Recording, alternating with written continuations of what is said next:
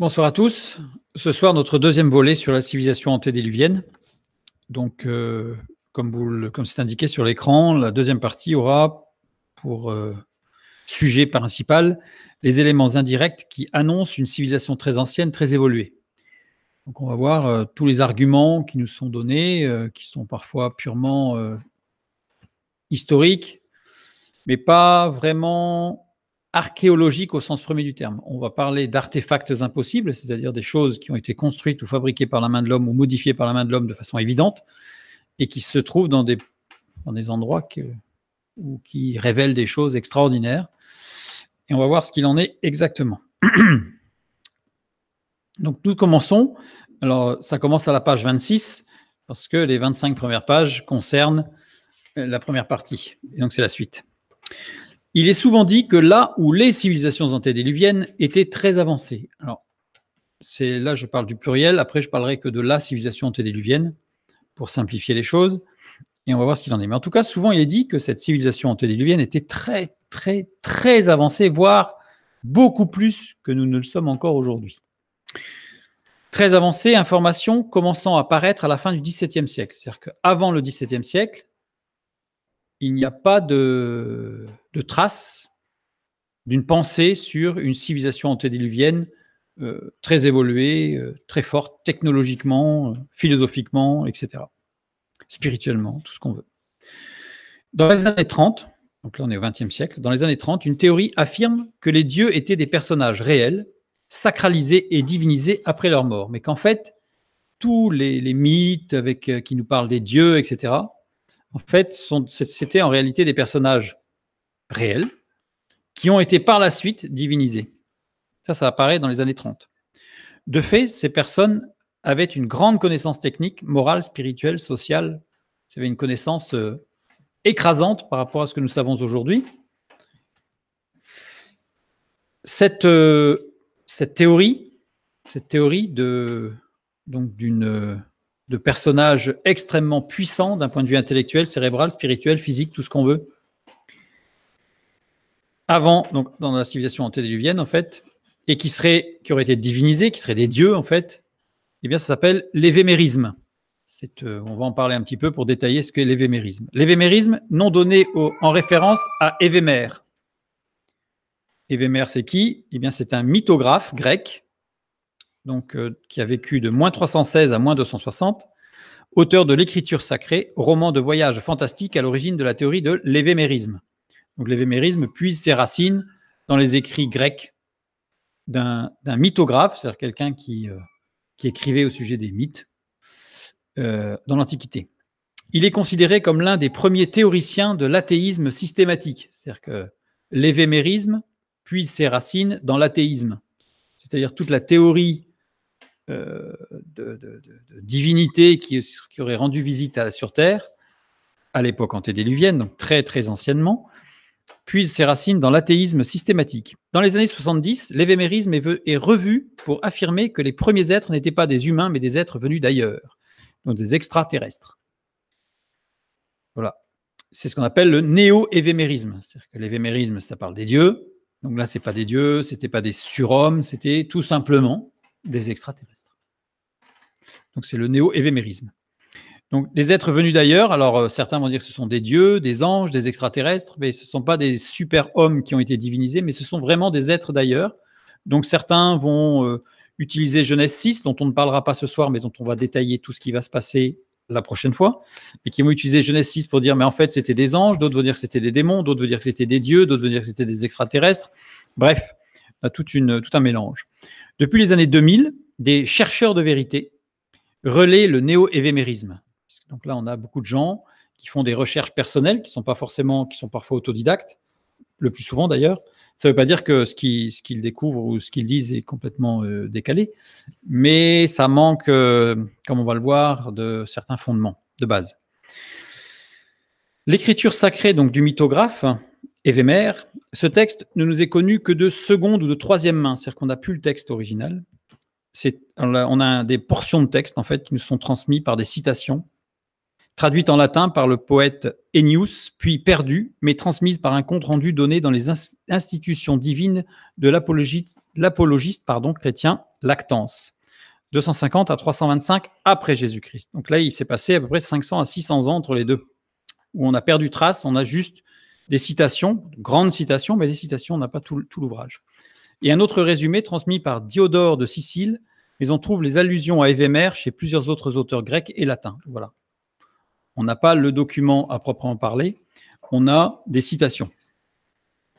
Lactance, orateur du début du christianisme, qui diffusa la pensée que ce sont des anges déchus qui s'opposèrent au message de Dieu, obligeant ce dernier à envoyer son Fils unique sur terre. C'est le début, ça commence un petit peu, c'est le 2e, 3e siècle, où là on a le début de toutes sortes de théories bizarres chez les chrétiens.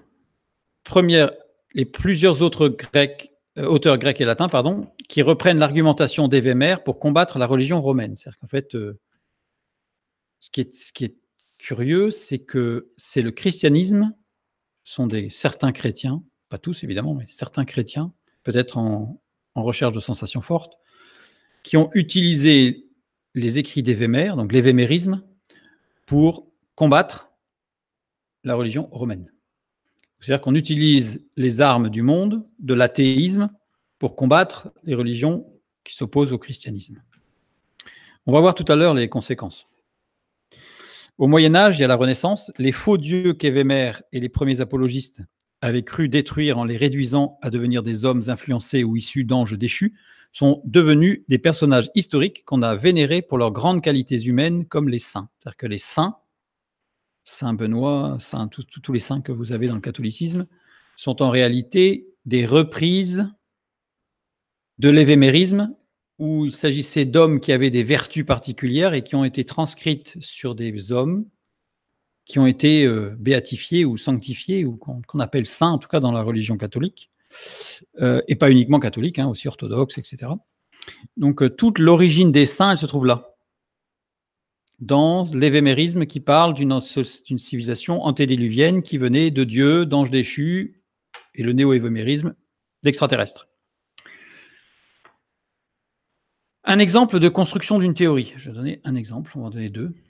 Premier exemple. En 1678, Athanasius Kircher dessine une carte fantaisiste de l'Atlantide. Donc l'Atlantide, on va en parler plus en détail tout à l'heure. Donc, qui est ce monsieur? Ce monsieur est un jésuite allemand, graphologue, orientaliste, esprit encyclopédique et un des scientifiques les plus importants de l'époque baroque. Donc il a fait une carte en disant, voilà, l'Atlantide se trouve là. Cette carte n'avait pas pour but d'être une illustration sérieuse, mais elle avait pour but de son auteur d'illustrer son texte parlant du mythe de l'Atlantide décrit par Platon. Donc en fait, il a fait une sorte d'illustration dans son texte, imaginaire.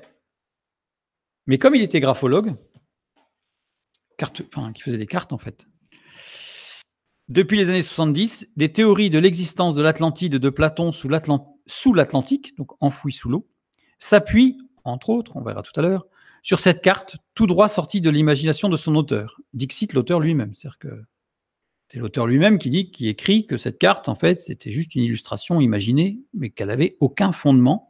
Cependant, on a dit, ah, mais regardez, c'était un homme illustre, il a fait cette carte, ça montre que lui savait des choses très anciennes qu'il avait, voilà. Et c'est parti. La roue a été lancée, il a appris des choses d'anciens, de son grand-père, qui avait tenu ça de son grand-père, et du coup, on nous cache des choses. Voilà comment se construit une théorie, à partir d'une illustration d'un ouvrage. Un autre exemple de construction d'une théorie, en 1595, Gérard Mercator dessine une carte fantaisiste de l'Hyperborée. Alors, Gérard Mercator, on le connaît, c'est un mathématicien, géographe et cartographe, inventeur de la projection cartographique qui porte son nom, donc la projection de Mercator, qui est la carte du monde sous format rectangulaire. Donc lui, il a fait un dessin, il a fait une carte de l'Hyperborée. L'Hyperborée serait un continent tout au nord, enfoui évidemment maintenant sous les eaux. Cette carte n'avait pas pour but d'être une illustration sérieuse, mais elle avait pour but de son auteur d'illustrer un texte mythologique concernant Borée, un dieu de la mythologie grecque, incarnant le vent du Nord. Incarnation du vent du Nord. Donc en fait, il a parlé de Borée, qui est un dieu de la mythologie grecque, Et il a fait un dessin en disant Borée, il habite l'Hyperborée. À partir de là, qu'est-ce qui s'est passé? Le mythe de l'Hyperborée est repris par la société théosophique, l'Hyperborée étant, selon Helena Blavatsky, dont on va parler tout à l'heure, le pays ayant accueilli la deuxième race racine de l'humanité. Là, on est parti. Rien que là-dessus, c'est parti. Le fondement de la théorie est là. Et à partir de là, à partir d'une illustration, c'est parti. Alors, petite parenthèse un peu humoristique, heureusement que les Picsou, Donald et les autres n'existaient pas à cette époque, parce que je ne sais pas quelle théorie il y aurait eu aujourd'hui. Fermons la parenthèse. Les grands promoteurs d'une civilisation antédiluvienne très évoluée. On va voir quels sont les promoteurs, les personnes au XXe siècle, qui ont été les promoteurs, on va dire les fondateurs de ces théories. Parce qu'elles sont récentes, très récentes. D'abord, il y a Helena Blavatsky, dont j'ai parlé tout à l'heure. Alors, Helena Blavatsky, c'est une philosophe, écrivain et occultiste, 1831-1891, donc elle est du 19e siècle, fondatrice de la Société théosophique destinée à diffuser la théosophie, doctrine ésotérique, orientaliste, inspirée de l'hindouisme et du bouddhisme. On sent que les racines ne sont pas très bonnes. Elle présente entre autres une évolution des races humaines. C'est-à-dire qu'elle dit, voilà, il y a eu plusieurs races humaines qui à chaque fois a été détruite, mais elle est revenue, enfin, tout un process, je ne vais pas rentrer dans les détails. Donc on a les Ariens, qui est la race actuelle. Avant, il y avait les Atlantes, vivaient sur une île circulaire fortifiée au milieu de l'Atlantique, la race antédiluvienne. Il y avait les Lémuriens, qui vivaient vers 11 000 ans avant Jésus-Christ. Fondation des premières villes dans le royaume de Mu. Le royaume de Mu, on en parlera peut-être tout à l'heure. Les Hyperboréens, parce qu'elle s'appuie sur la carte de Mercator qui parlait de donc, qui habitait l'Hyperborée. Les êtres polaires. Alors les êtres polaires, voilà, dans des temps infinis. C'est-à-dire que là, c'est des millions et des millions et des millions d'années. Certains estiment 250 millions d'années à peu près. Ces hommes étaient translucides et parfaits. Ça, c'est la théorie de la civilisation antédiluvienne de Madame Blavatsky. Ensuite, après nous, il y aura une sixième race. Et après la sixième race, il y aura la septième race, qui est la race du futur. Théorie reprise par la doctrine nazie, puisqu'en fait, Hitler s'est beaucoup inspiré de Blavatsky, d'Helena Blavatsky, sur sa théorie de purification ethnique pour arriver à la sixième race, et lui-même voulait arriver à la septième race le plus vite possible. Madame Blavatsky tenait ces informations, elle le dit elle-même, des maîtres ascensionnés. Alors, qui étaient ces maîtres ascensionnés? Eh bien, ce sont 7 êtres spirituels qui ont atteint l'éveil après plusieurs incarnations, donc des esprits.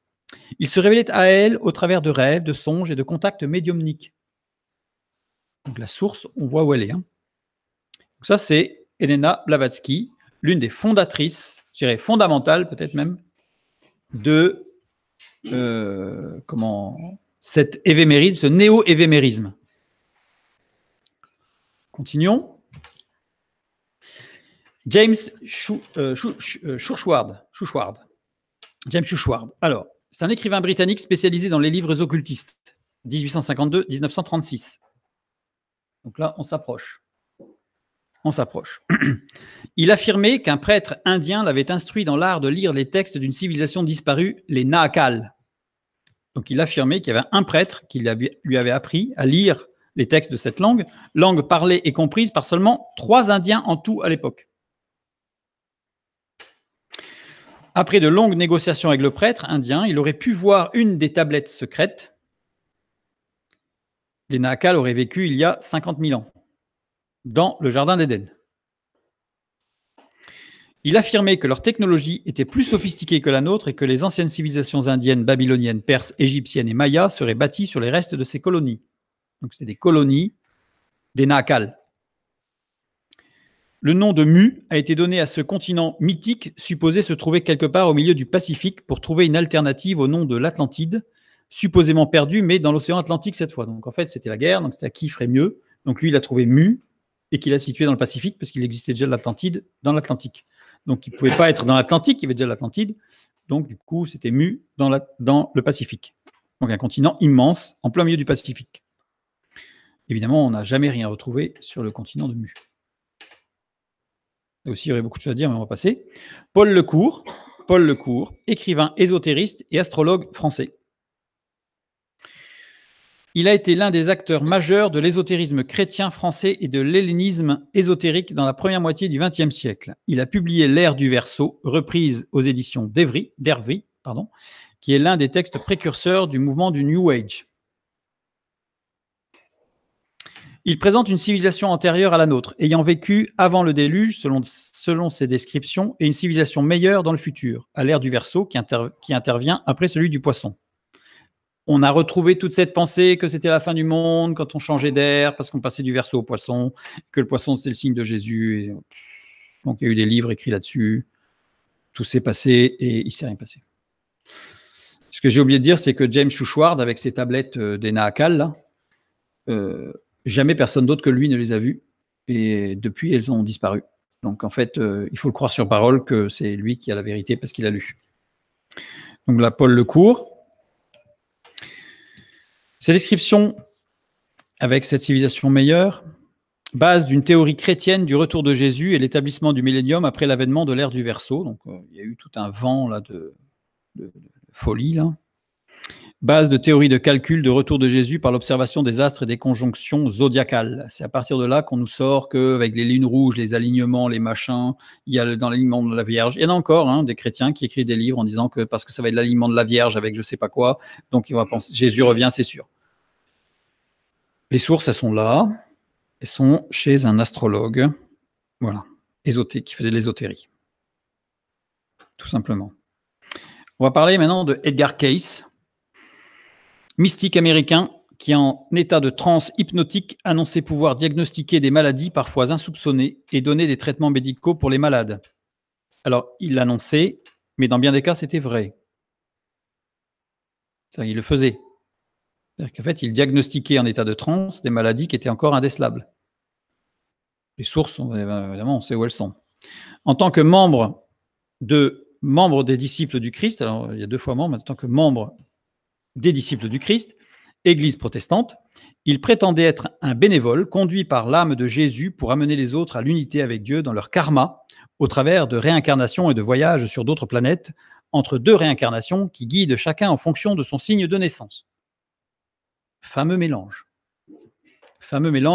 mais qui a eu un impact énorme auprès de beaucoup de chrétiens parce qu'il était chrétien. Voilà. Alors, quand il parle de l'âme de Jésus, Cayce distingue Jésus et l'état du Christ. Jésus aurait eu une âme comme n'importe quelle personne qui s'est réincarnée à plusieurs reprises et aurait fait beaucoup d'erreurs. L'état du Christ est un état qu'il aurait atteint et auquel toutes les personnes peuvent aspirer. Ainsi, Cayce aurait appelé Jésus le frère plus âgé. Tout simplement, en fait. Voilà, on commence à mélanger toutes les sauces, là. Donc, c'est une catastrophe. Mais tout ça, c'est pour montrer que d'où viennent toutes les théories de la civilisation antédiluvienne dont on va parler après. Elles viennent toutes de ces gens-là. Il reçut d'esprit d'Atlante une description de l'Atlantide. Donc, c'est des esprits qui lui parlent. À l'origine, il y avait un vaste continent s'étendant de l'actuel golfe du Mexique jusqu'à la mer Méditerranée, qui s'est morcelé suite à 3 cataclysmes, vers 50 000 ans, vers 28 000 ans et vers 10 900 ans avant Jésus-Christ. Les Atlantes avaient un haut niveau de sagesse et de technologie très avancé. Les hommes étaient des sortes de dieux répartis en 2 familles. Les bons, qui étaient des gens spirituels, et les mauvais, les méchants, qui étaient des matérialistes. Ces 2 familles, c'est la guerre entre les 2 familles qui provoqua le déluge. Vous voyez, quand on commence à avoir une théorie fumeuse, ça va loin quand même. À chaque cataclysme, une partie de la population migrait et fondait une nouvelle civilisation. C'est pour ça qu'on a eu les civilisations égyptiennes, sumériennes, mayas, etc. Je voyais, il y avait une migration et puis hop, ça renaissait avec un petit groupe de personnes. Vers l'Égypte, puis vers des régions précolombiennes d'Amérique et enfin vers les Pyrénées. Alors pourquoi ? Zecharia Sitchin. On est au dernier. Je vous rassure. Mais c'est important d'avoir tout ça, surtout ce dernier monsieur. Parce que alors lui, il a fait beaucoup, beaucoup de mal.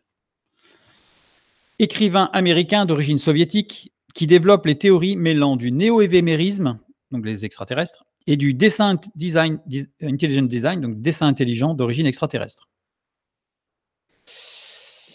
Alors selon lui, des extraterrestres, qui en fait sont des dieux, sont venus sur Terre pour apporter aux humains la civilisation. allant parfois même jusqu'à modifier l'ADN des humains.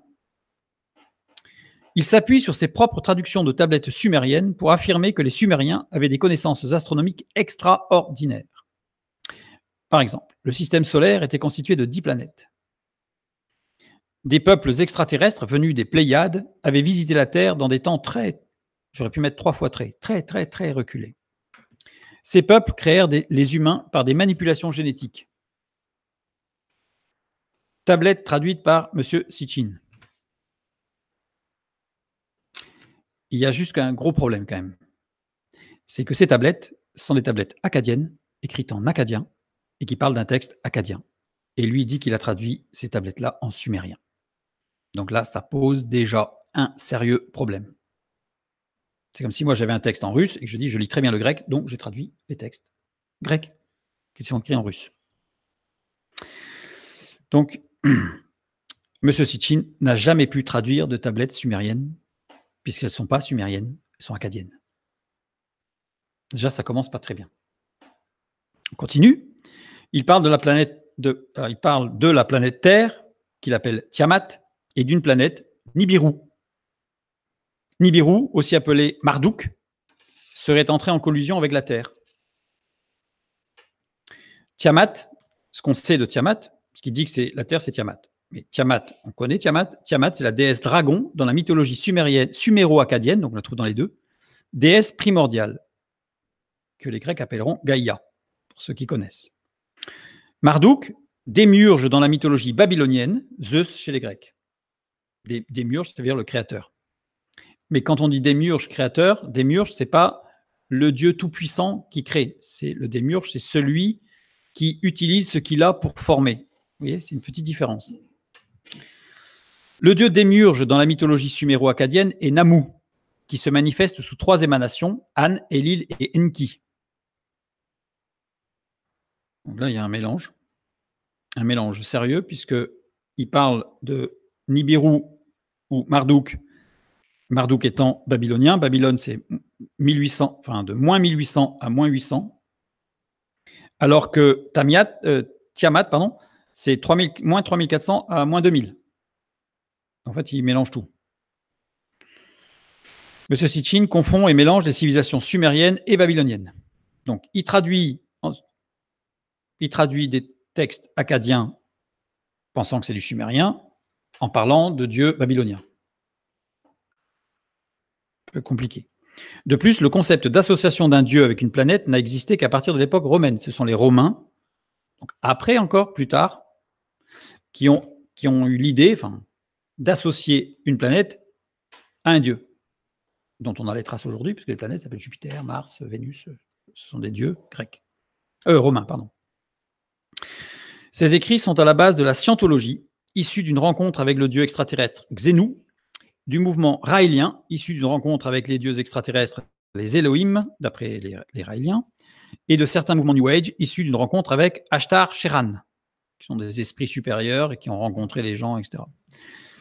On voit ce que ça a donné. Alors, je pense que ce n'était pas sciemment. Je pense qu'en tant qu'écrivain, ce qu'il voulait, c'était un best-seller et faire de l'argent. Le problème, c'est que ça a pris beaucoup plus qu'il ne pensait, je pense, puisqu'en fait, c'est devenu une théorie qui a fait des ravages et qui a donné la scientologie, on sait ce que c'est aujourd'hui, les raéliens, on sait ce que c'est aujourd'hui, et les mouvements du New Age, surtout ceux qui sont issus de Ashtar Sheran. Ceux qui s'intéressent, allez regarder, vous allez voir, c'est pas triste. Quelques artefacts inexpliqués. Alors maintenant, on a les fonds. Voilà. Maintenant, on va parler de faits, des choses qu'on a concrètes qui montrent que quelques artefacts donc inexplicables qui appuient l'existence d'une ancienne civilisation supérieure. La carte de Piri Reis. Je ne sais pas si vous avez déjà entendu parler de la carte de Piri Reis, mais c'est l'un des points forts pour montrer qu'il y avait une civilisation quand même très ancienne qui maîtrisait. Pourquoi ? C'est une carte ancienne découverte en 1929 lors de la restauration du palais de Topkapi à Istanbul. Carte ancienne attribuée à l'amiral et cartographe ottoman Piri Reis, qu'il aurait tracée en 1513. Donc une carte qui a 500, 600 ans. 500 ans.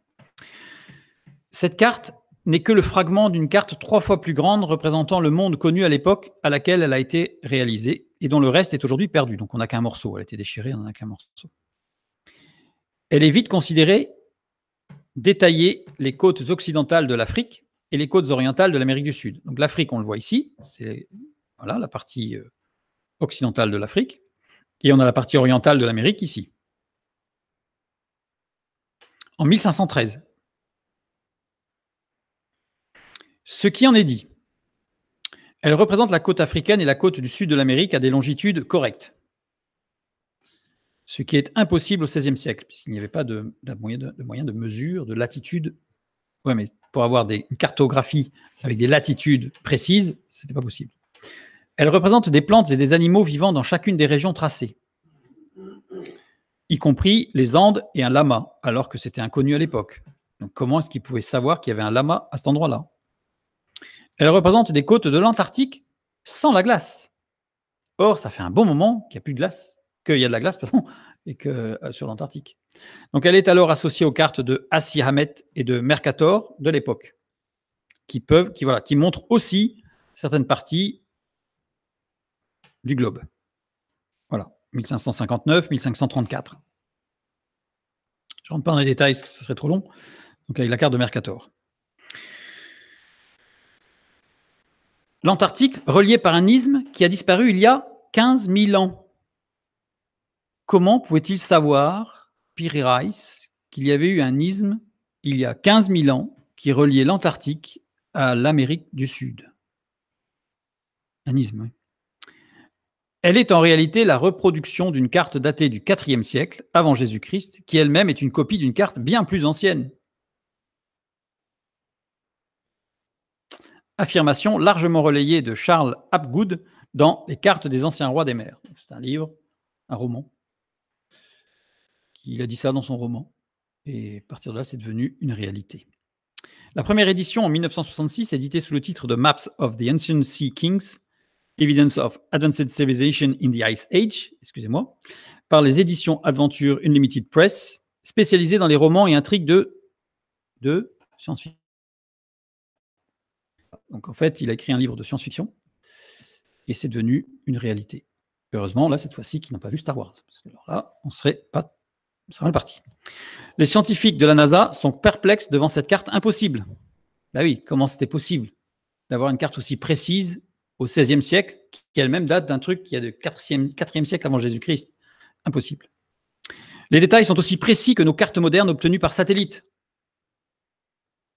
Incroyable. On va revenir un petit peu sur la carte de Piri Reis maintenant, parce que vous avez bien fait attention, je dis ce qui en est dit. Maintenant, on va voir la réalité. Remarque, toutes ces démonstrations ne situent jamais l'artefact dans son contexte historique. C'est-à-dire qu'en fait, il y a plein d'affirmations sur la carte de Piri Reis. Vous parlez de la carte de Piri Reis, vous avez forcément autour de vous avoir quelqu'un qui va dire « Ah ouais, je connais, c'est un truc incroyable et tout ». Maintenant, elle vient d'où cette carte? Christophe Colomb a accosté en Amérique centrale en 1472. Pedro Álvarez Cabral a accosté sur la côte brésilienne en 1500. Christophe Colomb était un Espagnol et Pedro Álvarez Cabral, comme son nom l'indique, était portugais. Au XVe siècle, la route de la soie participe à l'essor économique de l'Europe.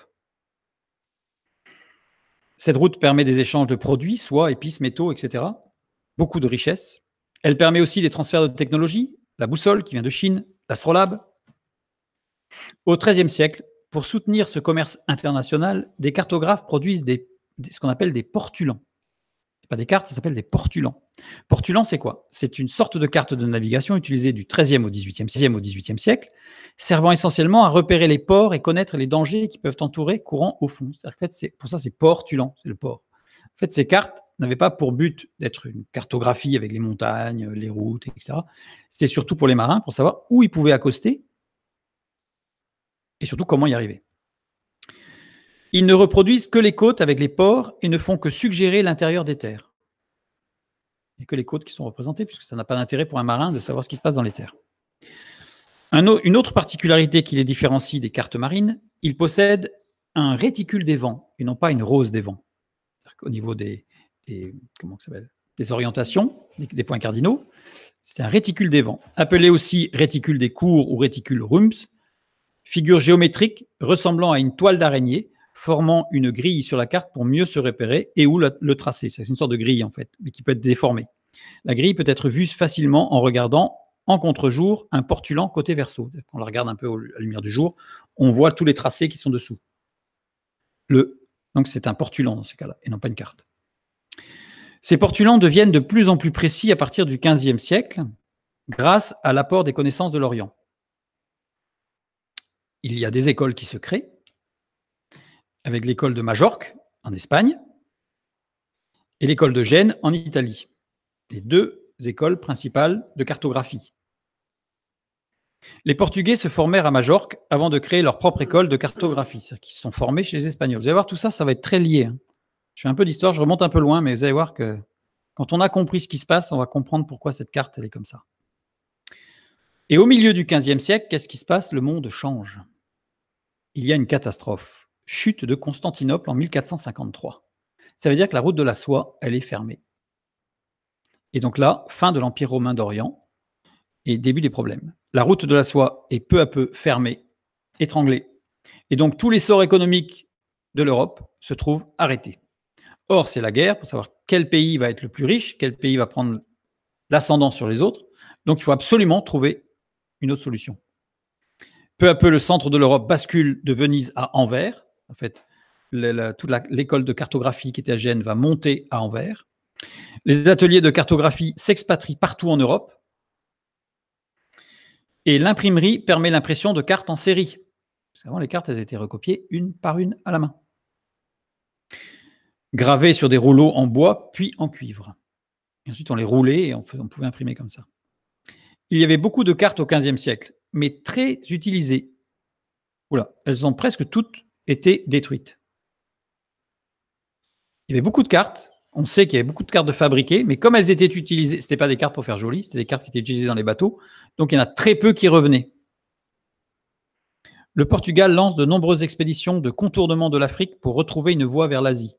Donc, eux, ils disaient de descendre dans le sud, passer par le bas de l'Afrique.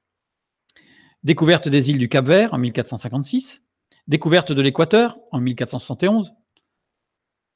Mais un énorme problème technique apparaît. À partir du moment où on passe l'Équateur, il y a un problème. Il y a un problème pour les marins. À partir de 1471, un problème technique bloque les marins. C'est quoi? Sous l'Équateur, l'étoile polaire n'est plus visible. Donc le nord, il est où? On ne sait plus. On s'oriente comment? On ne sait pas. Des astronomes établissent des tables donnant la position du Soleil par rapport au pôle pour chaque jour de l'année. Ils font des calculs. Ils font des tables. Le Soleil, tel jour, il doit être à tel endroit, tel axe, tel axe, tel axe, tel axe. Appelé une déclinaison. En 1488, Bartholomew Dias dépasse le cap de Bonne-Espérance. C'est un exploit. C'est un Portugais. Pedro Alvarez Cabral veut aussi rejoindre l'Asie sans perdre de temps au poteau noir. Qu'est-ce que c'est que le poteau noir? C'est la ceinture de quelques centaines de kilomètres du nord au sud de l'équateur avec des zones de basse pression, donc sans vent. Donc en fait, il veut... Parce que quand on descendait par le sud, forcément, on arrivait par ce qu'on appelle en termes maritimes le poteau noir, c'est-à-dire qu'il n'y a pas de vent. Donc s'il n'y a pas de vent, on n'avance pas. Donc l'idée, c'est de se dire, si je fais tout le tour tout droit vers l'ouest, je fais le tour de la Terre, je retourne de l'autre côté. Et j'arrive en Asie sans passer par le poteau noir. Donc sans perdre de temps. Il s'éloigne des côtes africaines pour profiter des alizés. En fait, il s'éloigne des côtes africaines, profite des alizés, et il rejoint le Brésil. Avec cette découverte, les cartes deviennent des outils stratégiques. C'est-à-dire qu'à partir du moment où on commence à découvrir que de l'autre côté de l'Atlantique, il y a de la terre, la carte devient un trésor où il y a de la terre. Lorsqu'un explorateur portugais part, il reçoit une pochette scellée qu'il n'ouvre qu'à distance des côtes. Quand il part, le capitaine du bateau, il a une pochette avec les cartes dedans. C'est scellé, personne n'a le droit de l'ouvrir. Il ne peut l'ouvrir qu'à une certaine distance des côtes quand on est sûr qu'on va pas que personne d'autre que celui va la lire. Il y a des cartes mentionnant des terres récemment découvertes que des navigateurs étrangers ne doivent pas connaître. C'est la guerre. Guerre économique. En 1755, un tremblement de terre engendre un incendie immense dans la grande bibliothèque des cartes de Lisbonne, en Portugal. Les originaux des cartes portugaises sont détruites. Toutes les cartes sont détruites. C'est une catastrophe nationale. Sauf une. Il y en a une qui n'a pas été détruite. La voici. C'est ce qu'on appelle le planisphère de Cantino. Le planisphère de Cantino, volé en 1502 par Alberto Cantino pour l'amener à Florence en Italie. Il l'a volé aux Portugais pour l'amener en Italie. Et c'est pour ça qu'elle a été sauvée, cette carte. Il s'agit d'une carte technique servant à faire des copies. En fait, ce n'est pas une carte qui était embarquée, c'est une carte qui devait rester dans un endroit protégé, etc. et qui servait à faire d'autres copies. C'était la pièce maîtresse. Seules les côtes découvertes par le Portugal y sont représentées. Donc on voit bien qu'elle était portugaise. Seules les côtes portugaises étaient représentées. Ainsi que le traité de Tordesillas de 1494, partageant le monde entre le Portugal et l'Espagne. Donc en fait, ils s'étaient déjà partagé le monde en disant « moi je vais là, toi tu vas là, on se tape pas dessus, chacun son coin ». La côte du Brésil, découverte 2 ans plus tôt, y est représentée. On va y arriver à notre Piri Reis, 1513. Là, on est en 1494. La voici. C'est les côtes portugaises, du Brésil, Amérique du Sud. Moins précise que la carte de Piri Reis, car pas encore totalement explorée. Là, ça veut dire que c'était tout frais. Donc, en fait, les dernières informations étaient remontées et à Lisbonne, tout de suite, on les mettait sur la carte maîtresse. La carte de Piri Reis est tracée en 1513.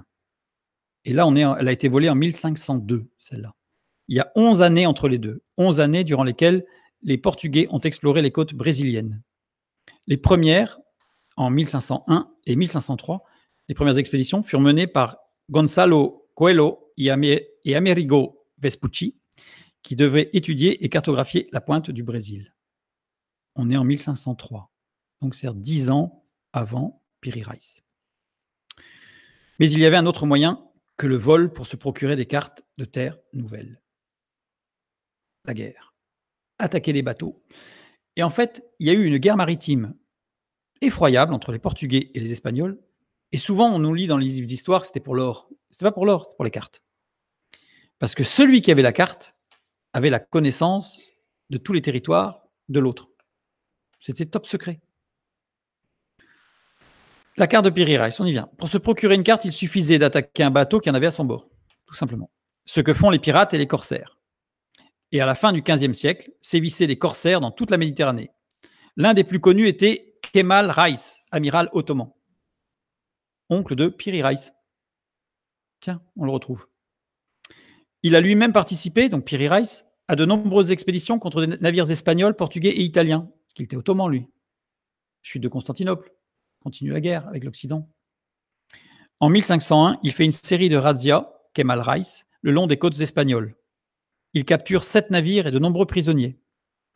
L'un des prisonniers, a fait 3 voyages avec un certain Columbus vers de nouvelles terres au-delà de l'Atlantique.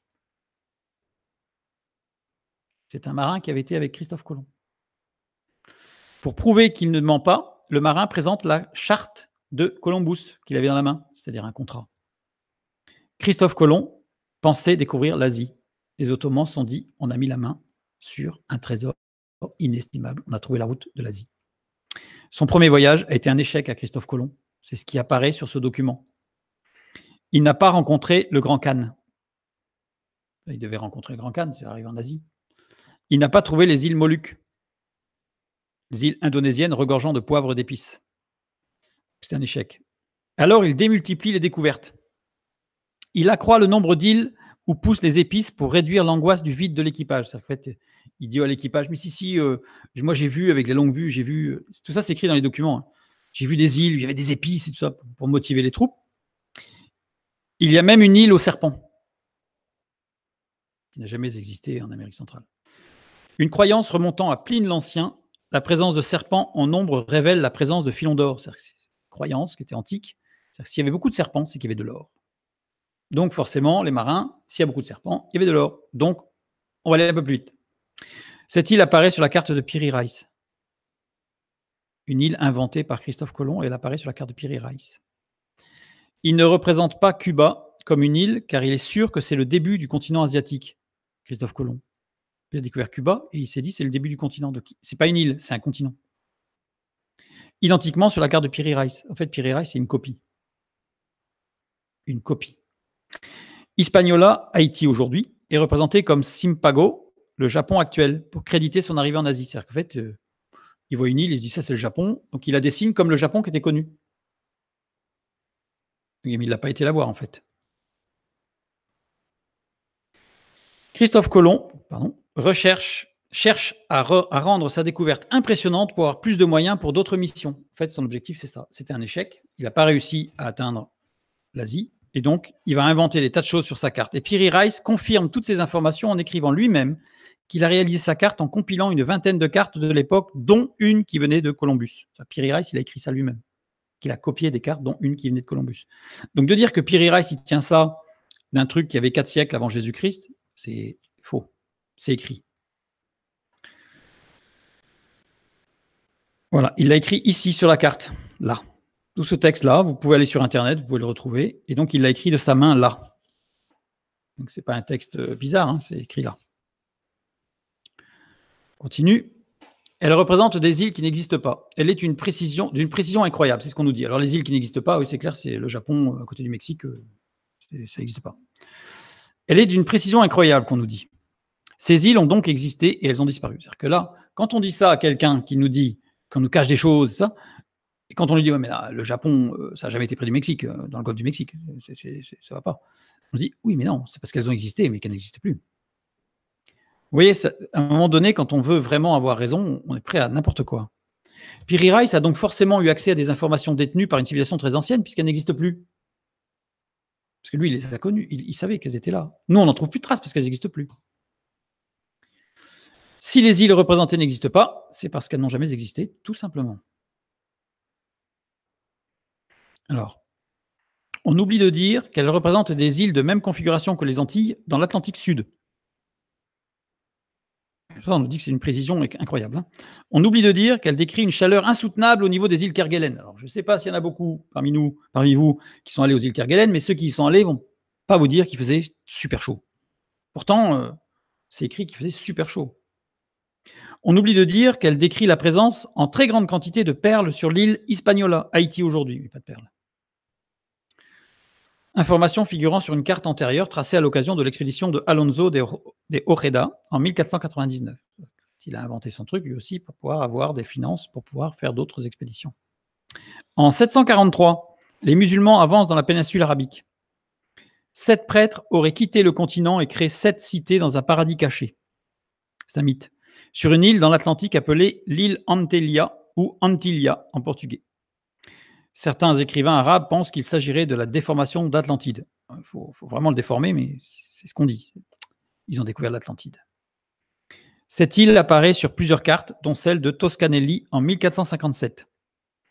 C'est cette île mythique qui a inspiré le nom des Antilles après. On ne parle pas de celle-là, mais ça a inspiré le nom des Antilles.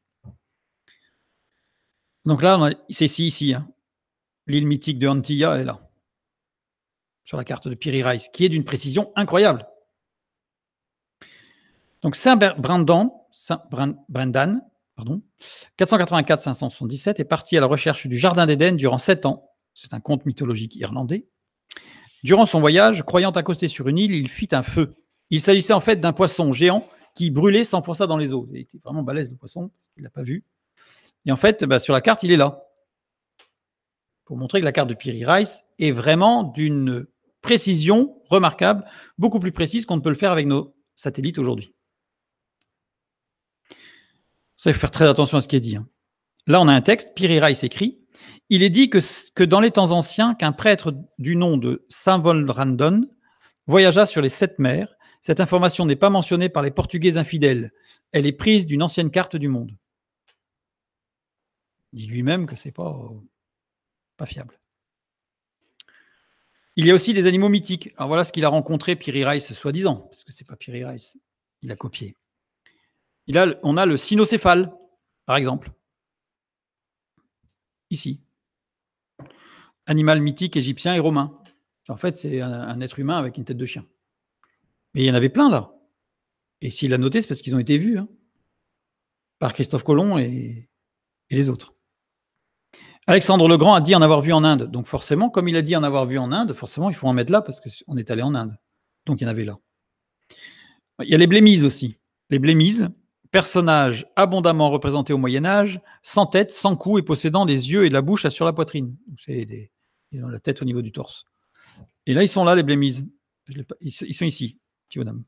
Personnages considérés exister aussi en Inde. Donc, du coup, il faut les représenter, parce que s'ils existent en Inde, il faut les représenter sur la carte. N'oubliez pas que c'est une carte d'une précision incroyable qu'on ne saurait pas faire aujourd'hui. Et les côtes de l'Antarctique, alors? C'est quand même incroyable. C'est quand même incroyable. Il existe plusieurs méthodes de représentation des cartes géographiques. Toutes imposent une déformation des terres représentées. La Terre étant un globe, dès qu'on veut représenter à plat, on est obligé de déformer. Donc, il y a plusieurs représentations possibles. Il existe un logiciel de projection et représentation géographique qui s'appelle le QGIS. Vous pouvez y aller, vous pouvez faire des tests, ça marche très très bien. Et donc, il essaye tout ce qui est possible en déformation pour essayer de faire obtenir ce qu'on cherche. Aucun des algorithmes proposés par le logiciel ne permet de caler correctement la carte. C'est-à-dire que la carte, elle n'est pas précise du tout parce que ça ne marche pas, quelles que soient les déformations. Donc, on nous sort ça, on nous dit c'est super précis, regardez la preuve. Ah, la preuve, non, ça ne marche pas. Certains avancent parfois que Piri Reis s'est inspiré de cartes de Ptolémée, bien plus anciennes. Ptolémée, évidemment, c'est très ancien. Hein. Piri Reis, il a lui-même écrit que parmi les 20 cartes dont il s'est inspiré, 4 venaient de Ptolémée. Ptolémée, moins 300, moins 285 avant Jésus-Christ, donc général macédonien d'Alexandre le Grand et l'un des principaux diadoques. Les diadoques, c'est les dauphins, ceux qui ont récupéré les territoires qui sont divisés après la mort d'Alexandre le Grand. Mais il n'a jamais tracé la carte, il n'a jamais tracé de carte. Ptolémée n'a jamais tracé une seule carte de sa vie. L'erreur de Piri Reis, ainsi que de nombreux de ses contemporains, a été de confondre Ptolémée Ier et Claude Ptolémée. Claude Ptolémée ayant vécu après Jésus-Christ, c'est-à-dire à peu près 400 ans après, et qui lui traça des cartes.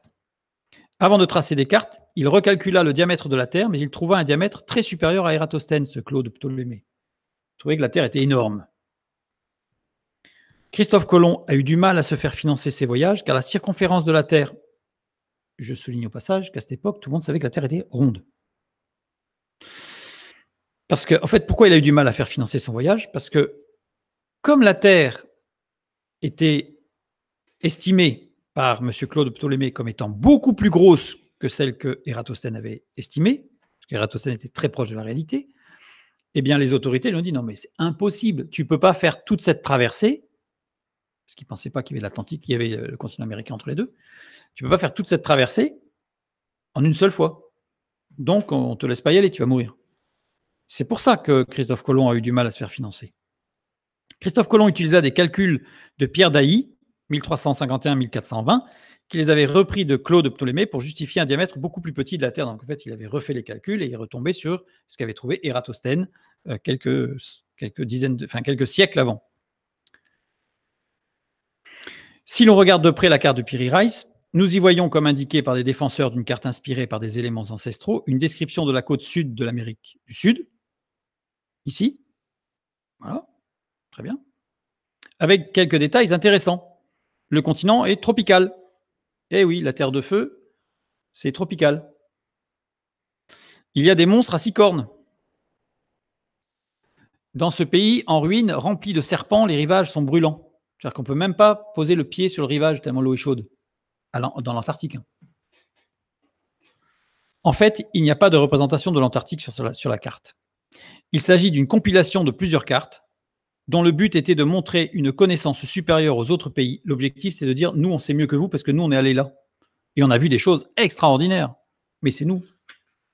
L'objectif était cette guerre économique pour montrer qu'ils étaient supérieurs. Jusqu'à même raconter des bêtises. Dont celle de Colomb, qui avait noté des repères légendaires et imaginaires pour rendre crédible sa découverte et se faire financer d'autres expéditions. C'est-à-dire que là, ça met un peu... Christophe Colomb, ça le remet un petit peu plus bas quoi, de l'histoire qu'on nous raconte. Mais pour tout ça, pour dire que cette carte de Piri Reis, elle est fausse. Alors ça a été long, mais je voulais que vous compreniez qu'avant d'affirmer une bêtise, souvent, ces gens qui jettent des théories ne s'appuient sur rien. Tout est parti de récits de science-fiction pour arriver à une théorie où aujourd'hui, vous avez des gens qui croient dur comme fer que la carte de Piri Reis est une preuve qu'il y avait une civilisation antédiluvienne qui connaissait même l'Antarctique sans la glace. Alors, un autre artefact impossible, ça va être plus rapide maintenant, c'est la pile électrique de Bagdad. Surnom donné à une poterie datant du IIIe siècle avant Jésus-Christ. Donc 300 ans avant Jésus-Christ, à Bagdad, ils avaient des piles électriques. Voici la poterie. Poterie de 15 cm de haut pour un diamètre d'environ 7,5 cm, donc c'est petit, c'est presque les piles, les grosses piles, vous savez qu'on a. Non, j'exagère, parce que 15 cm c'est haut, mais voilà, on a une pile, quoi. Découverte en 1936 dans un village près de Bagdad, dans l'actuel Irak. La poterie est fermée par un bouchon en bitume. Là, il y a une représentation. Attenant à ce bouchon, il y a un cylindre en cuivre. Dans le cylindre en cuivre, il y a une tige de fer. La tige de fer et le cylindre en cuivre sont corrodés. La corrosion est dite de patine bleue. Ça, c'est intéressant, puisque si elle a la patine bleue, ça veut dire qu'il y a eu une oxydation à l'argent. Donc, ça veut dire qu'avant, il y avait aussi de l'argent dedans. Le directeur du musée de Bagdad, à l'époque, a suggéré qu'il pouvait s'agir d'une pile électrique. Évidemment, tout le monde a ri. Il a fait des tests en injectant dans une jarre de même conception un acide, il a mis du jus de citron, et chaque jarre fournit alors de 1 à 1,5 volts. Nous sommes 300 ans avant Jésus-Christ. Il s'est inspiré des magasins qui galvanisaient et plaquaient d'or des objets divers pour les touristes dès les années 40 à Bagdad. La première pile électrique officielle date de 1800 par M. Volta. La pile à colonne de Volta ou pile voltaïque ou encore pile Volta inventée par Alessandro Volta. La pile voltaïque comporte un empilement alternatif de ronds de drap, de cuivre, d'argent. On retrouve les mêmes matériaux quasiment, avec de l'eau salée. Certains avancent une datation de 2300 ans avant Jésus-Christ. Alors, si vous en avez qui vous avancent ça, vous pouvez leur demander où ils ont trouvé cette date. Parce que... mystère. Il devait y avoir une civilisation très ancienne qui maîtrisait la technologie moderne, voire plus encore. Et certains vont sortir même que sur certains hiéroglyphes, les Égyptiens ils avaient des ampoules. Ici. Et ces piles sont des preuves d'une connaissance qui a traversé les âges. Évidemment, c'est faux. C'est faux. Durant la guerre d'Irak, le musée a été pillé et les piles ont disparu, bon, comme beaucoup d'autres choses, alimentant l'idée qu'on nous cache des choses. Parce que si elles ont disparu, c'est justement parce qu'il fallait qu'elles disparaissent, parce que sinon, on allait découvrir des choses. Donc, il y a une dizaine de jarres qui ont été exhumés de ce village, puis une autre dizaine d'un village plus au nord. Particularité de ces villages, ils étaient des Parthes d'Irak, tribus perses devenues subitement très riches. C'est-à-dire qu'au IIIe siècle, ces tribus, qui étaient des nomades très pauvres, sont devenues très riches.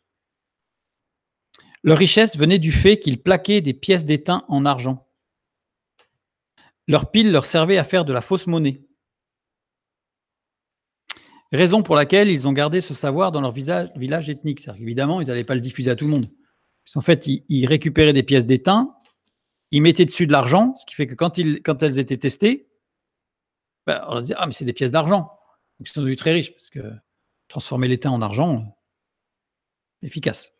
Ceci leur donnant une capacité économique presque sans limite, puisque dès qu'ils en avaient besoin, il suffisait de galvaniser quelques pièces d'étain, et hop, ça y est, on était riches. Mais la chimie n'est pas une invention récente. Les Minoens grillaient la pyrite, FeS2, donc fer et soufre, pour l'utiliser comme minerai de fer. Les Minoens, c'est 2700 à 1200 ans avant Jésus-Christ. Ça, c'est connu, hein. Il n'y a rien de secret. Hein. Correspond à la période de la conquête de Canaan aux juges, par les juges. De la période de conquête de Canaan jusqu'à la période des juges, dans la parole de Dieu. Pour avoir une ordre d'idée, quoi, pour les situer. Les Égyptiens ont inventé le verre vers 1800 à partir du sable du désert. Ils ont inventé le verre. Les Égyptiens, en 1800 avant Jésus-Christ, connaissaient le verre. De nombreux objets découverts près du Sphinx font penser à l'usage de la galvanoplastie, car les couches sont parfaitement uniformes, sans traces de soudure ou de travail manuel et très fines. Donc, c'est-à-dire qu'en fait, ils faisaient de la galvanisation. Procédé chimique. On a retrouvé des vases en cuivre plaqués d'argent dans un site sumérien daté de moins 1250. Alors, vous allez me dire, oui, mais ça prouve qu'ils étaient très, très forts. Je n'ai jamais dit qu'ils n'étaient pas très, très forts. Mais simplement que les piles de Bagdad, en fait, elles étaient utilisées par une ethnie particulière et que ce n'était pas des trucs, des vestiges de 2300 ans ou pire encore. Mabimi, au Cameroun, est un site d'archéométallurgie ou de paléométallurgie. C'est-à-dire que Mabimi, au Cameroun, pose un énorme problème parce qu'en fait, ils avaient une maîtrise de la métallurgie qui, à cette époque-là, n'aurait pas dû l'avoir. On va voir d'où ça vient tout à l'heure. Le site de Metsamor, en Arménie, est un site d'archéométallurgie aussi, daté de moins 5000, où l'on traitait, entre autres, le cuivre, le bronze, 14 variétés de bronze, le plomb, le zinc, le fer, l'or, l'étain, le manganèse. Tout, quoi. On y fabriquait également de l'acier. On y retrouve des pinces à épiler datées de 3000 ans avant Jésus-Christ. Que nous dit la Bible? Genèse chapitre 4, début du verset 22. Nous lisons. Tsila, de son côté, enfanta Tubal-Caïn, qui forgeait tous les instruments d'airain et de fer. La sœur de Tubal-Caïn était Naama. Forger ici, il forgeait. Donc là, on est bien antédéluvien, puisque c'est les mecs de la descendance de Caïn. Forger ici, c'est le verbe latache.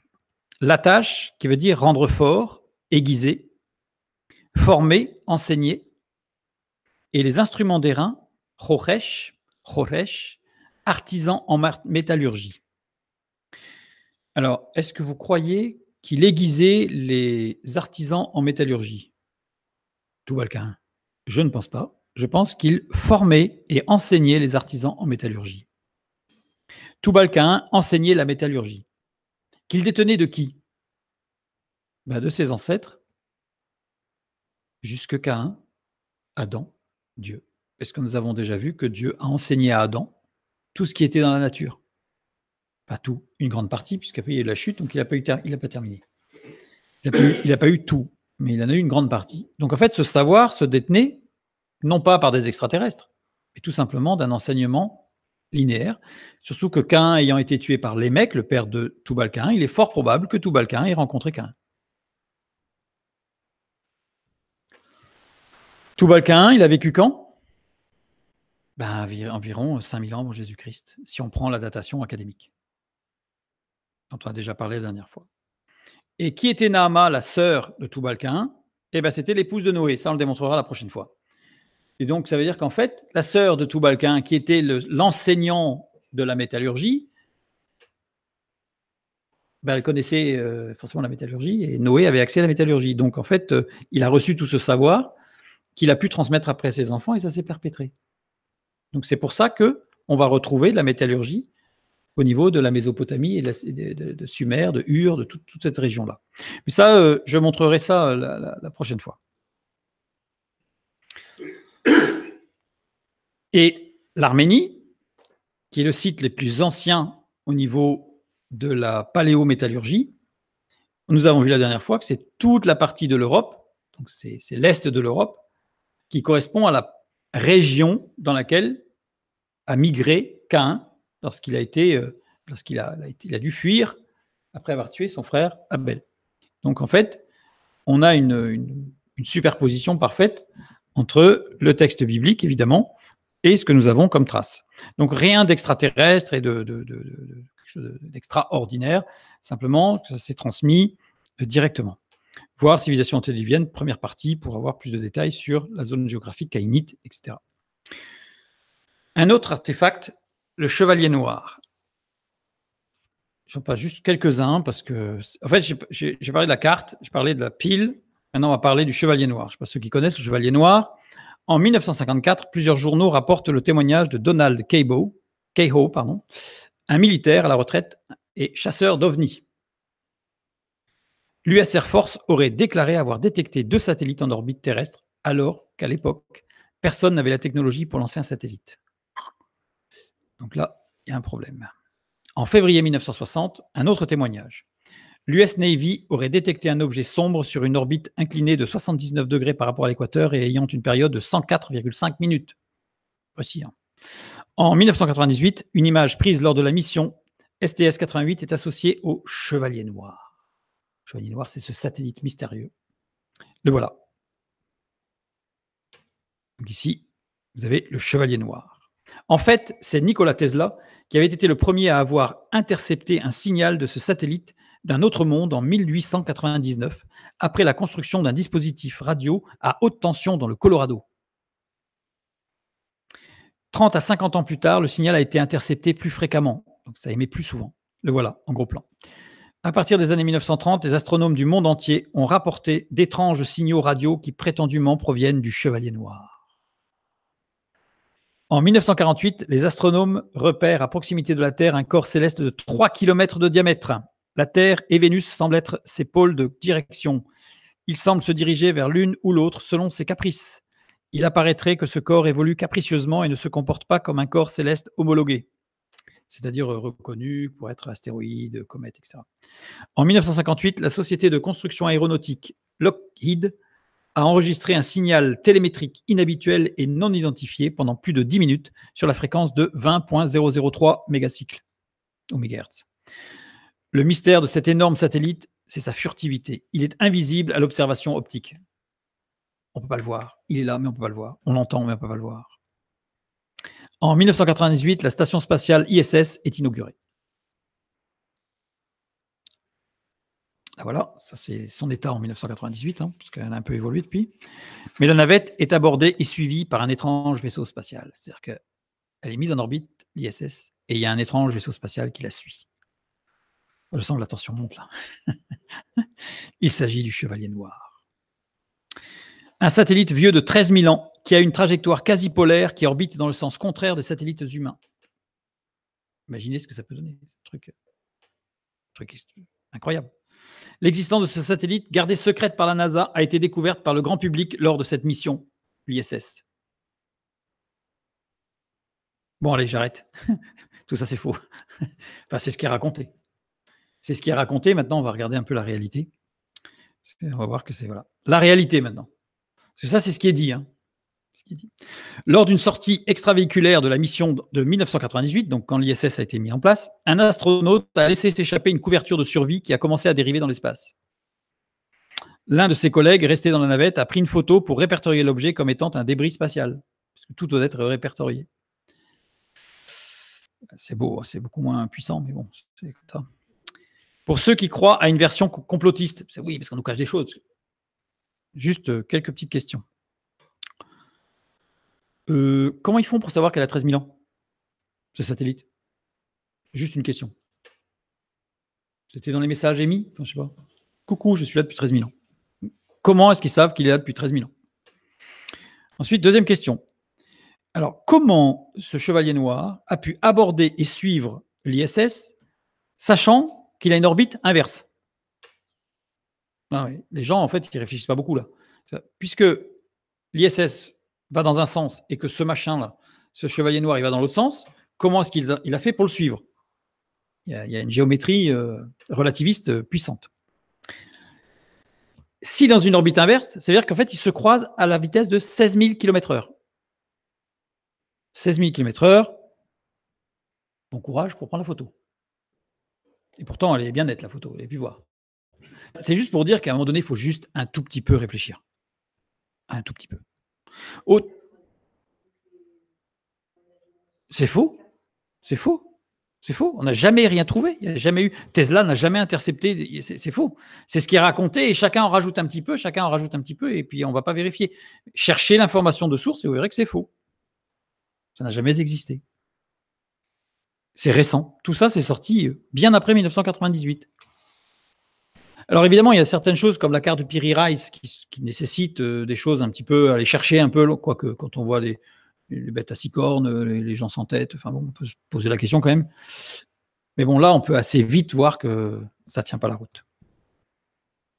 Tout ça pour montrer que toute cette théorie complotiste, tout ça, c'est pour arriver à l'antédiluvien. Et on va y venir, on va voir le résultat. On va voir quel est l'objectif spirituel derrière tout ça, parce qu'il y a un objectif derrière tout ça. Et le récit de l'Atlantide, alors? Ah bah oui, ça c'est quand même fondamental, parce que l'Atlantide, c'est quand même un mythe. Certes, c'est un mythe, mais c'est tellement précis qu'il y a du concret. Donc je me suis attelé à la tâche. L'Atlantide est décrite dans 2 des dialogues du philosophe athénien Platon, qui a vécu en 400-300 avant Jésus-Christ. Et les 2, c'est le Timée et le Critias. Alors, je me suis attelé à la tâche, donc j'ai lu les 2, pour voir un peu ce qu'il en dit, pour ne pas écouter ce qu'on en dit, mais pour voir ce qui est écrit.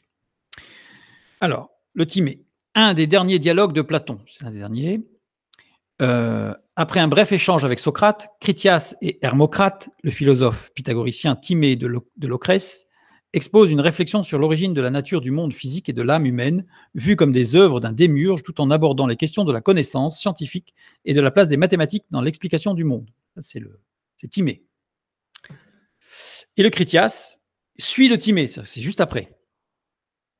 Et ces deux-là suivent la République de Platon.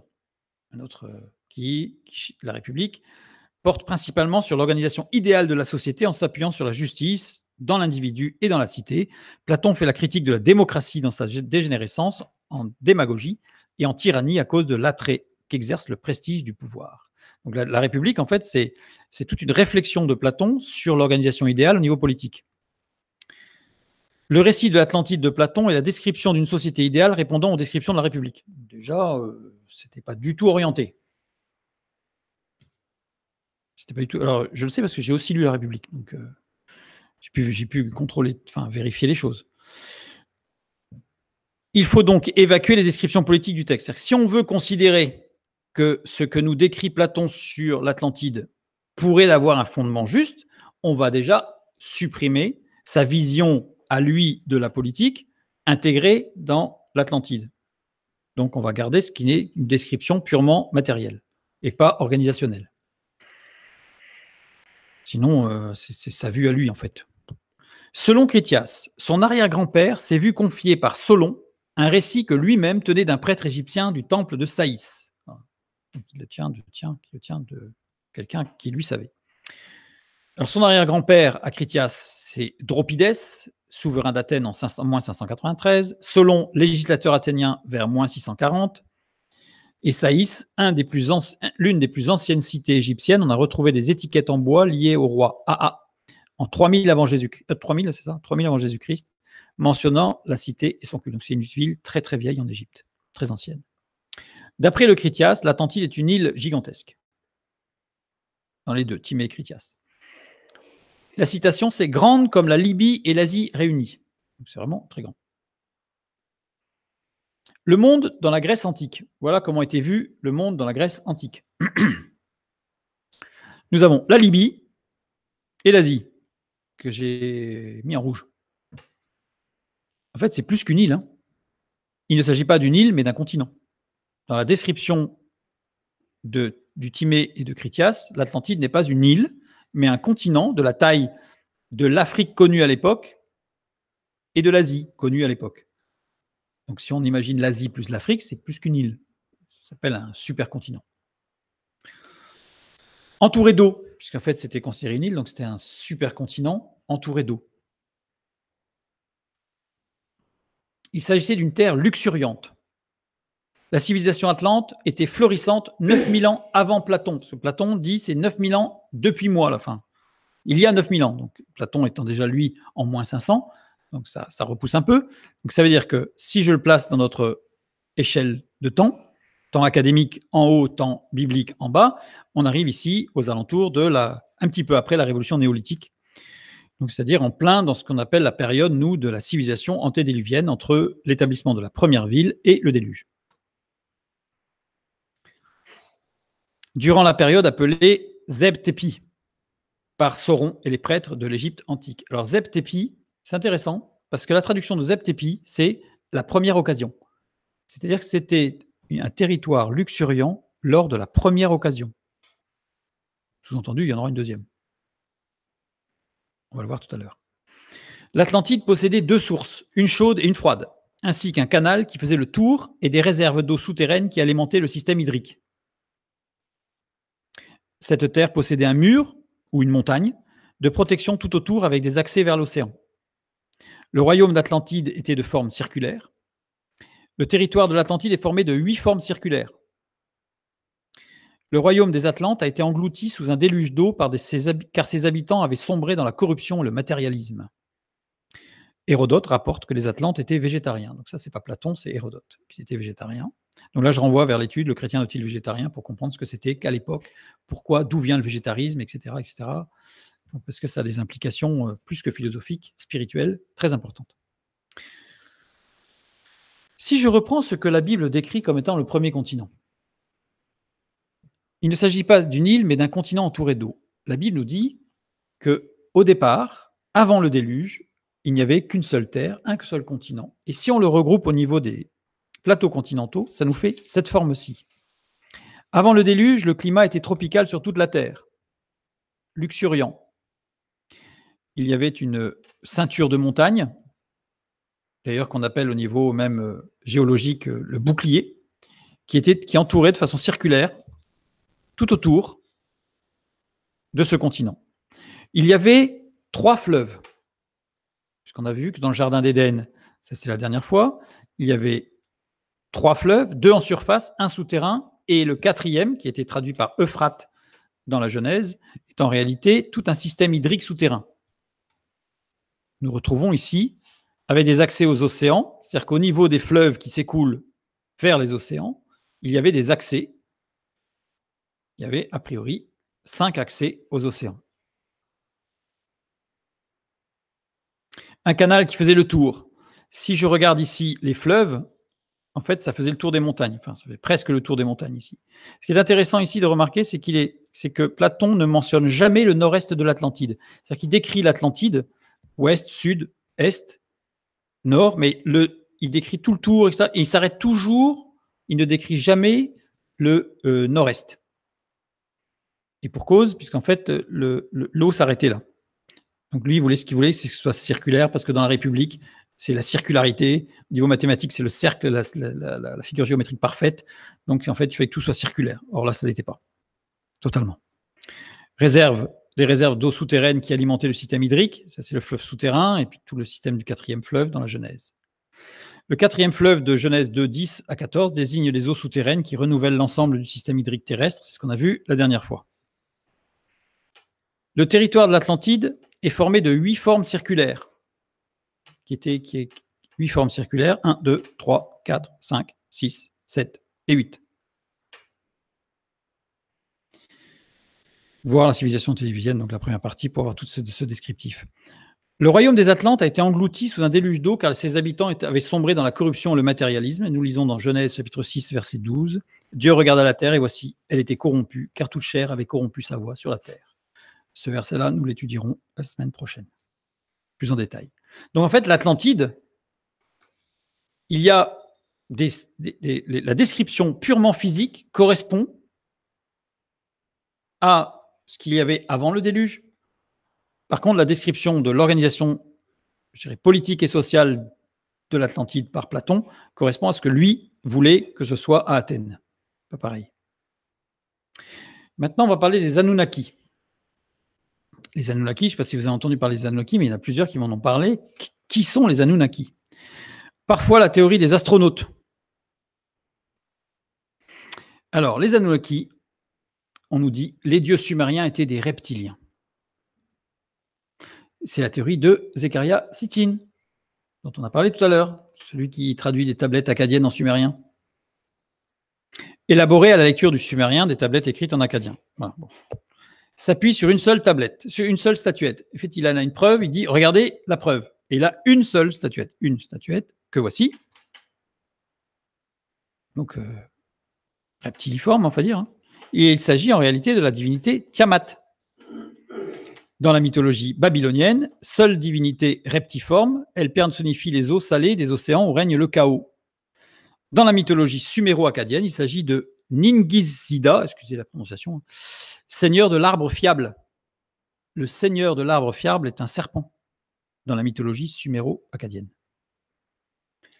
L'association de la divinité reptiforme et de l'arbre fiable, on le retrouve dans des civilisations antédiluviennes, puisque je donne un seul exemple, gravure retrouvée à Göbekli Tepe. Göbekli Tepe, on a vu la dernière fois que c'est une ville datée de 12 000 ans, qui a été enterrée, donc qui se trouve avant le déluge, et on y trouve cette forme de l'arbre avec le serpent. Dans tous les récits fondateurs, on le retrouve. Ou l'arbre de vie chez les Sumériens, qui est ici, avec tous ses fruits et qui apportait, etc. Alors, les reptiliens, Monsieur Sitchin, parce que c'est lui, il les connaît, il est le seul à les connaître, sont les habitants d'une autre planète, Nibiru. Nibiru, un astre colossal qui croise notre système solaire tous les 3600 ans dans une giration inverse des planètes dans un plan incliné par rapport à l'écliptique. La Terre aurait été bien plus grosse, mais aurait été percutée par une lune de cette planète lors de l'un de ses passages dans le système solaire. Bon, ça, c'est ce que nous dit Sitchin, parce qu'il a lu ça sur les tablettes sumériennes écrites en akkadien. C'était il y a 4 milliards d'années. La Terre s'appelait alors Tiamat. Tiens. Tiamat, qui orbitait alors entre Jupiter et Mars, aurait été projetée sur une nouvelle orbite entre Mars et Vénus pour devenir la Terre. Les restes de Tiamat formeraient la ceinture d'astéroïdes, région du système solaire située entre les orbites de Mars et de Jupiter, contenant un grand nombre d'astéroïdes. Une ceinture, on appelle la ceinture d'astéroïdes. Et donc, ce seraient des restes de Tiamat. Les restes de Tiamat seraient aussi à l'origine des comètes, de la Lune, de Pluton, de la modification de l'axe de rotation d'Uranus, etc. Enfin, de tout, quoi. En fait, tout ce qu'on trouve dans l'univers, c'est grâce à Tiamat. Curiosité du système solaire, la planète Uranus est couchée sur son orbite, contrairement aux autres planètes. C'est-à-dire qu'en fait, toutes les planètes tournent sur un axe vertical et Uranus tourne sur un axe horizontal. Ça, c'est inexpliqué. Explication de Zecharia Sitchin annonce avoir Sitchin annonce avoir lu dans les tablettes sumériennes, celles qui sont écrites en akkadien. D'après Zecharia Sitchin, ce seraient des Anunnaki qui auraient dévoilé toutes ces connaissances astronomiques aux Sumériens, lesquels étaient en réalité les Akkadiens qui ont gravé les tablettes akkadiennes lues par Zecharia Sitchin en sumérien. Voilà. En fait, il a révélé ça aux Sumériens, mais comme c'est des tablettes akkadiennes, il a dû les révéler aux Akkadiens. C'est un peu confus, en fait. Donc, de moins 4000 à moins 3000. Ici. Pendant cette période-là. Sachant que les Akkadiens, eux, ils ont vécu de moins 3000 à... Voilà. Donc, en fait, c'est pas clair. Ça, c'est les Anunnaki. Juste pour information, je l'ai mis ici, le code d'Hammurabi, il apparaît là. C'est-à-dire qu'il apparaît après que Moïse soit sorti d'Égypte. Juste pour quand on nous dit souvent le code d'Hammurabi est bien plus vieux, donc ça montre que la Bible a copié le code d'Hammurabi. On voit ici que le code d'Hammurabi a été fait après. Abraham était bien avant, ici, dans la région d'Ur. On continue sur les Anunnaki. Donc d'après Zecharia Sitchin, ce sont les habitants de la planète Nibiru.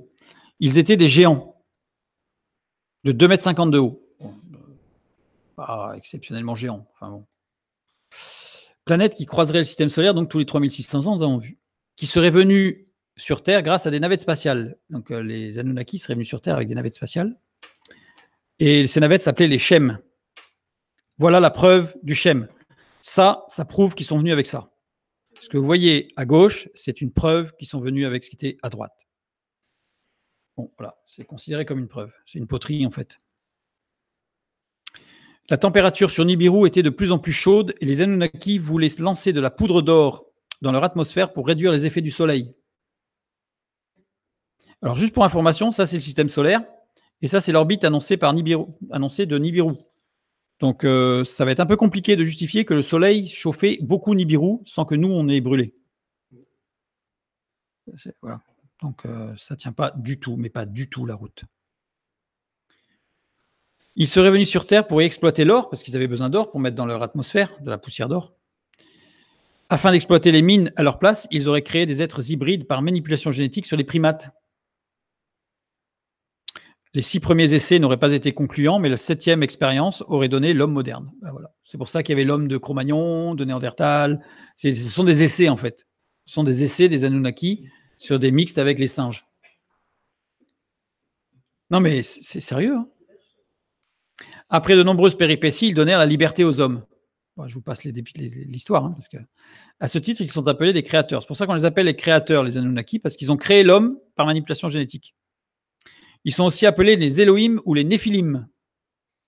Ah oui, pour faire référence à Genèse 6, quand même. Reprenant ainsi le récit de la création dans la Genèse pour proclamer que la Bible est une refonte de l'histoire sumérienne des Anunnaki. Puisque quand on nous dit dans Genèse chapitre 1 que Elohim créa, Elohim, c'est les Anunnaki. Voilà. Et les Néphilim, c'est Genèse 6. Reprend ainsi le récit de Genèse 6 pour démontrer que la Bible est une refonte de l'histoire sumérienne des Anunnaki encore. À partir de là, eh bien, on nous dit, mais sans peur, hein, que Moïse, en fait, était un des Atas de la lumière incarnée, c'est-à-dire les sauveteurs de la lumière, c'est une sorte de police intersidérale, alors que Moïse était un policier intersidéral incarné, qui, étant au courant des plans des Anunnaki, œuvrerait avec les travailleurs de la lumière pour... bref, c'est les Men in Black, oui, c'est ça, Moïse. Et Jésus serait un des Atas de la lumière incarnée. Bah oui, lui aussi, il s'est battu contre les Anunnaki, agissant pour freiner ou repousser les Anunnaki. Et l'apôtre Paul, lui, serait un Anunnaki déguisé qui a dévoyé le message de Jésus, en fait. Non mais, enfin, là, ça prête à sourire, mais il y a des gens qui le croient. Il y a des gens qui le croient.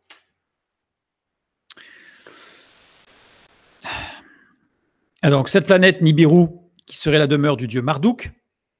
Marduk, c'est le dieu tutélaire babylonien, le dieu de l'exorcisme, maître du serpent-dragon. Le père du roi Nabuchodonosor II posa la pierre de fondation de la première Babylone, ça on le sait. Le roi de l'empire babylonien mentionné dans la Bible est Nabuchodonosor II, fils de Nabuchodonosor Ier. C'est justement celui-là. Sur l'ordre des dieux, Nabu et Marduk, qui m'ont commandé d'établir les fondations de Babylone sur le cœur même du monde souterrain afin que sa tête puisse rivaliser avec le ciel, j'ai courbé le cou et j'ai fait ce qui m'a été ordonné. Ça, c'est une citation de Nabuchodonosor II lorsqu'il a bâti Babylone. Serpent dragon, aussi appelé Mouchouchou, excusez ma prononciation, originellement appelé Ninazu, père de Ningizida, dans la mythologie sumérienne. Mouchouchou, c'est lui. C'est-à-dire que c'est un corps de lion, de félin, avec une tête de serpent.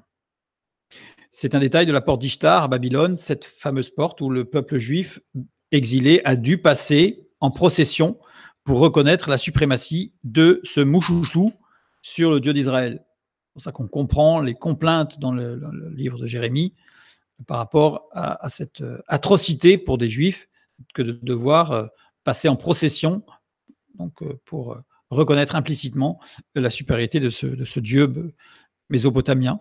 Enfin, le babylonien, c'était Nanuzu chez les Mésopotamiens, qui était lié au monde souterrain infernal, Tiamat chez les Babyloniens. Ningizida, c'est Tiamat chez les Babyloniens. Donc, vous voyez, on a tout ça là. Tout ça, ça se mêle, sachant que pour M. Sitchin, ben, c'est tout ce monde qui était super.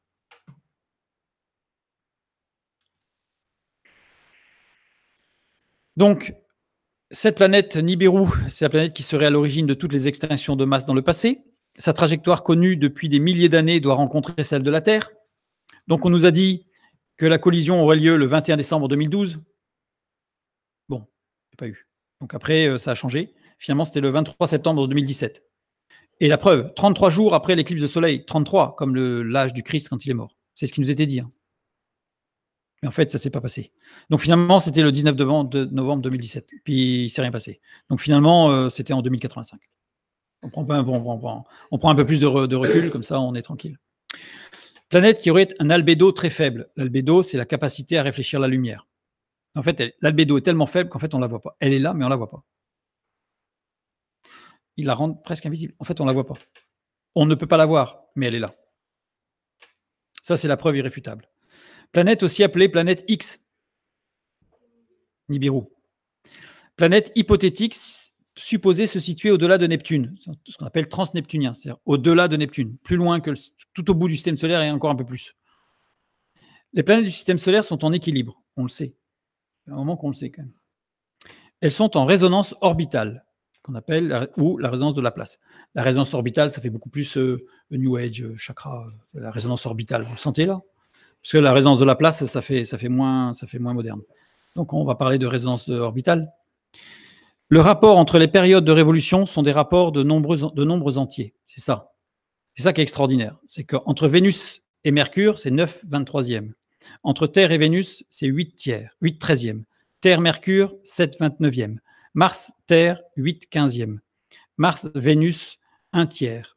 En fait, on peut continuer comme ça avec toutes les planètes du système solaire sont toutes en ce qu'on appelle résonance orbitale, c'est-à-dire qu'elles ont des rapports d'entiers.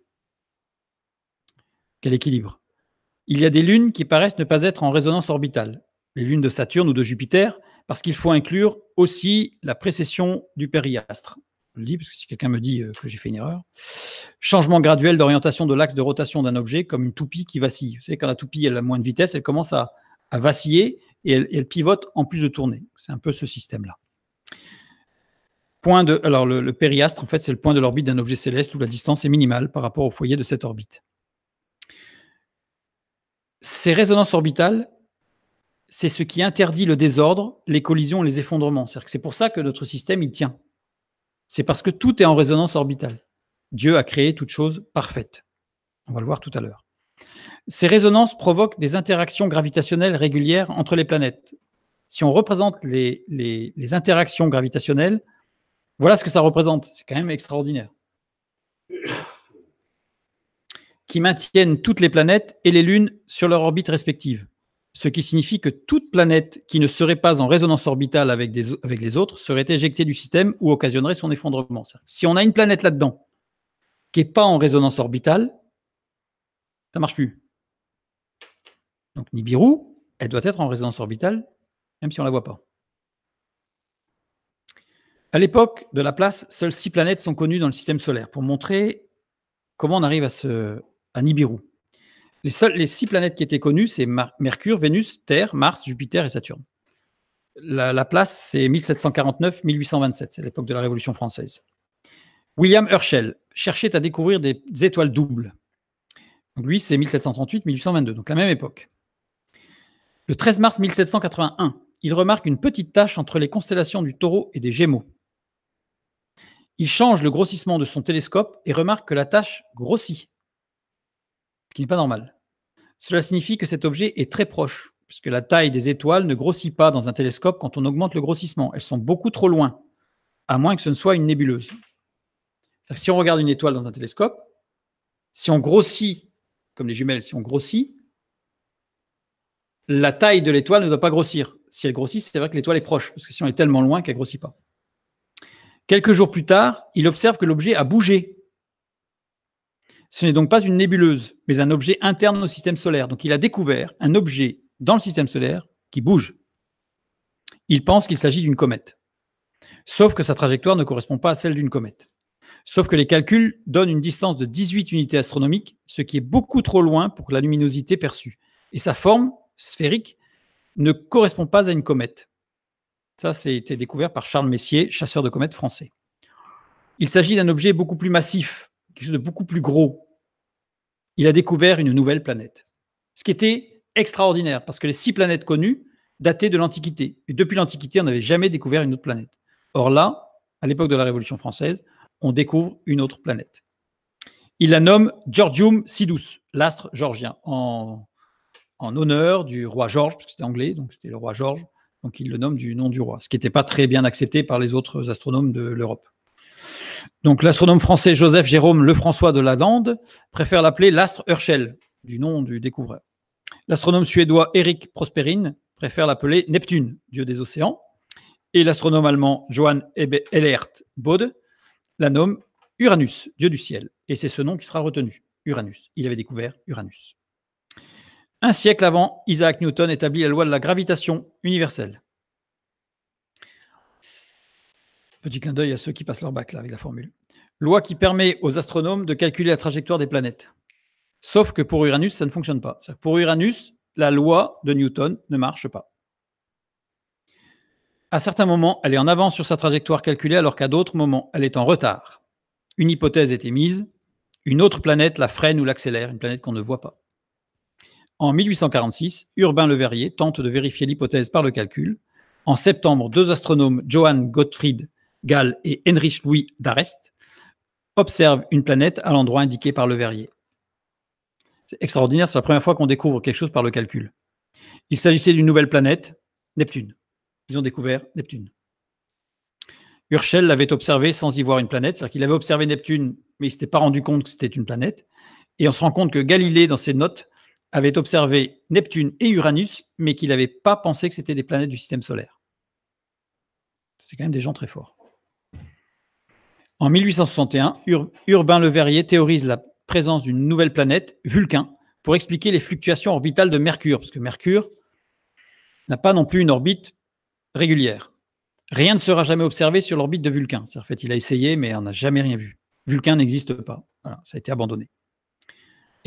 Expliqué par la théorie de la relativité. Alors, on a compris les fluctuations orbitales de Mercure par la relativité générale d'Einstein. Donc bien plus tard. Donc ce n'était pas une planète, c'est juste qu'il y a un petit souci, un rapport de vitesse. Planète X, certains l'appellent la 10e planète. Sitchin avait dit qu'il y avait 10 planètes dans le système solaire selon les Sumériens qu'il a lus sur une tablette acadienne. Donc il faut absolument dire. Donc du coup, certains disent que ce n'est pas la planète X, c'est la planète 10. C'est la 10e planète. Le X est simplement l'inconnu en mathématiques, c'est bien un X. Étant donné les fluctuations orbitales d'Uranus et de Neptune, Percival Lowell suppose l'existence d'une 9e planète, qu'il baptise provisoirement planète X. Percival Lowell, 19e siècle. C'est Clyde William Tombaugh, un astronome américain, qui découvre en 1930 un objet à l'endroit indiqué par Percival Lowell. Il s'agit de Pluton. Mais Pluton est trop petite pour expliquer les variations orbitales d'Uranus et de Neptune. Ça ne marche pas. Donc la planète X n'existe pas. Parce que c'est à l'emplacement de Pluton et Pluton est trop petite. Donc il y a autre chose. Juste pour information, la Bible classe Pluton parmi les lunes et non les étoiles. Mais ça, j'en reparlerai tout à l'heure. Mais ce nom a été réutilisé par d'autres astronomes, donc planète X, pour parler de planètes théorisées. William Henry Pickering, anglais, proposa 7 planètes hypothétiques. La planète O, la planète P, la planète Q, R, S, T, U. Aucune n'existe. Thomas Jefferson Jackson C., un américain, proposa une planète qu'il baptisa Océanus. Jamais vu. La planète, elle n'existe pas. Venkatesh Ketakar, un Indien, suggéra l'existence de 2 planètes transneptuniennes qu'il nomma Brahma et Vishnu. Pareil, jamais d'observation. En 1984, parce qu'en fait, tout le monde cherche à trouver une planète, parce que c'est le top, c'est le sacre de trouver une planète. En 1984, Richard Muller, physicien américain, affirme que les destructions massives sur Terre suivent un cycle régulier. Il en déduit qu'il existe une naine brune, qu'il appelle aussi planète X, qui orbiterait autour du Soleil avec une période de 26 millions d'années. Elle reviendrait nous voir tous les 26 millions d'années, avec une trajectoire très elliptique. Donc une naine brune, j'ai donné la définition, masse inférieure, enfin, il n'y a pas de thermofusion en fait.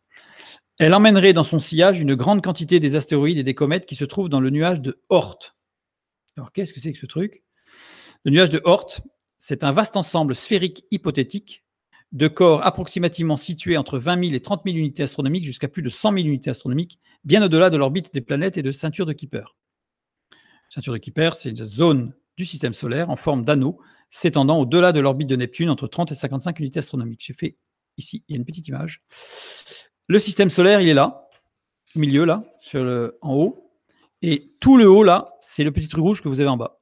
Et la sphère qui est tout autour ici, qui est bourrée d'astéroïdes et de comètes, c'est la zone de Oort. Nuage de Oort.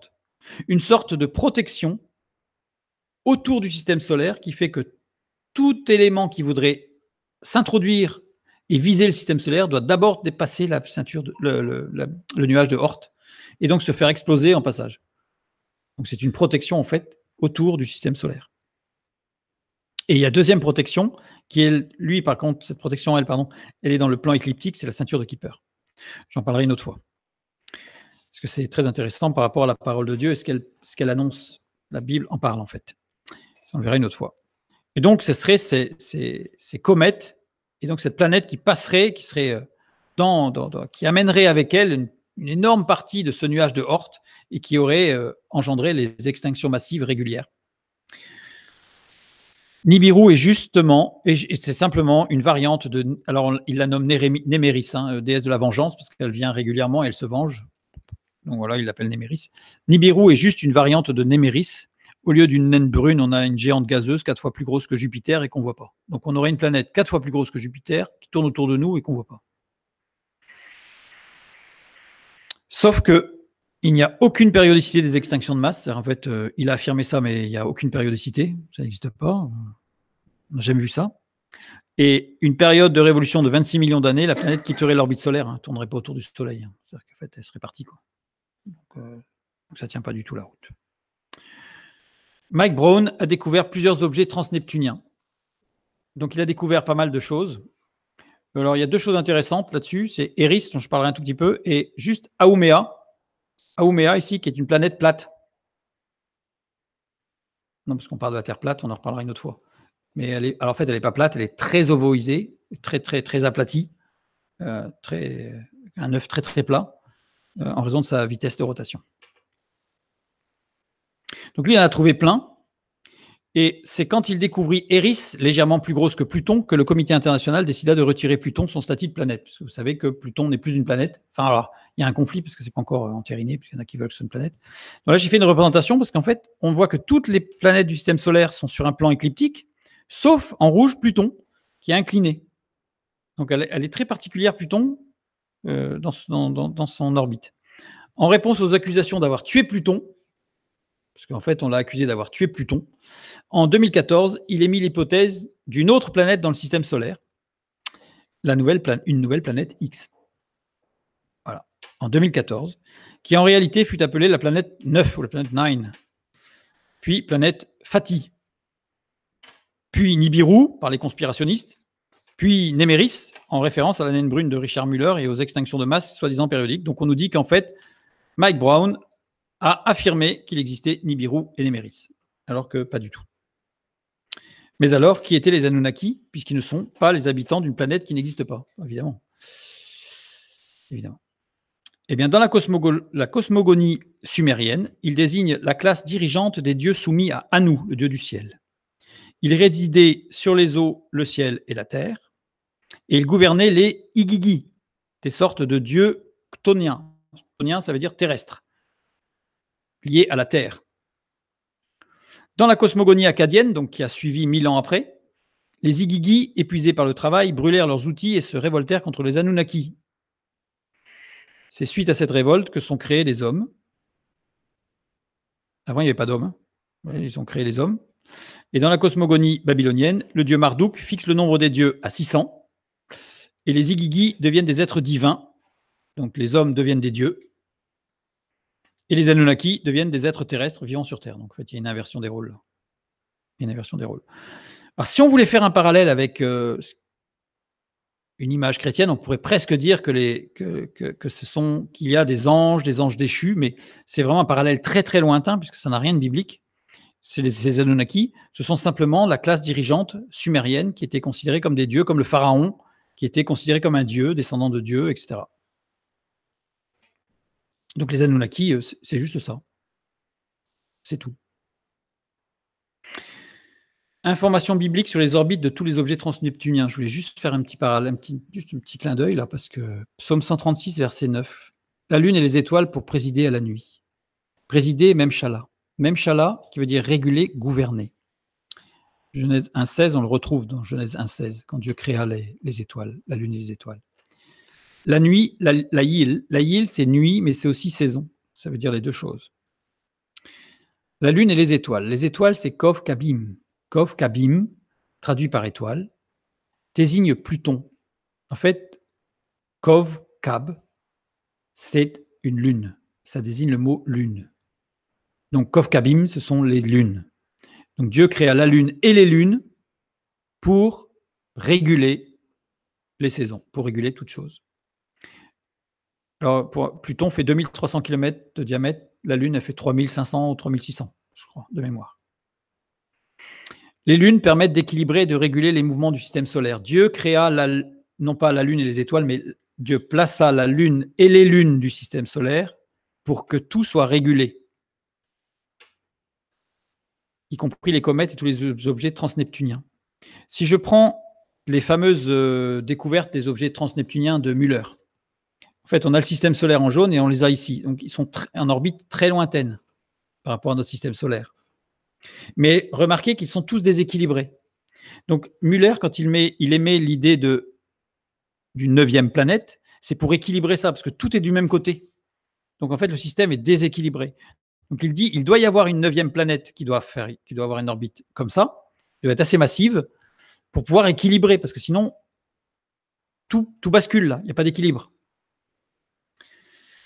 Non nécessaire dans le cas d'une situation géocentrique. Si on considère que le système solaire ne tourne pas autour du Soleil, mais là j'en ai déjà parlé, mais qui est un système géocentrique, et bien à ce moment-là, on n'a pas besoin d'équilibrer, ça s'équilibre.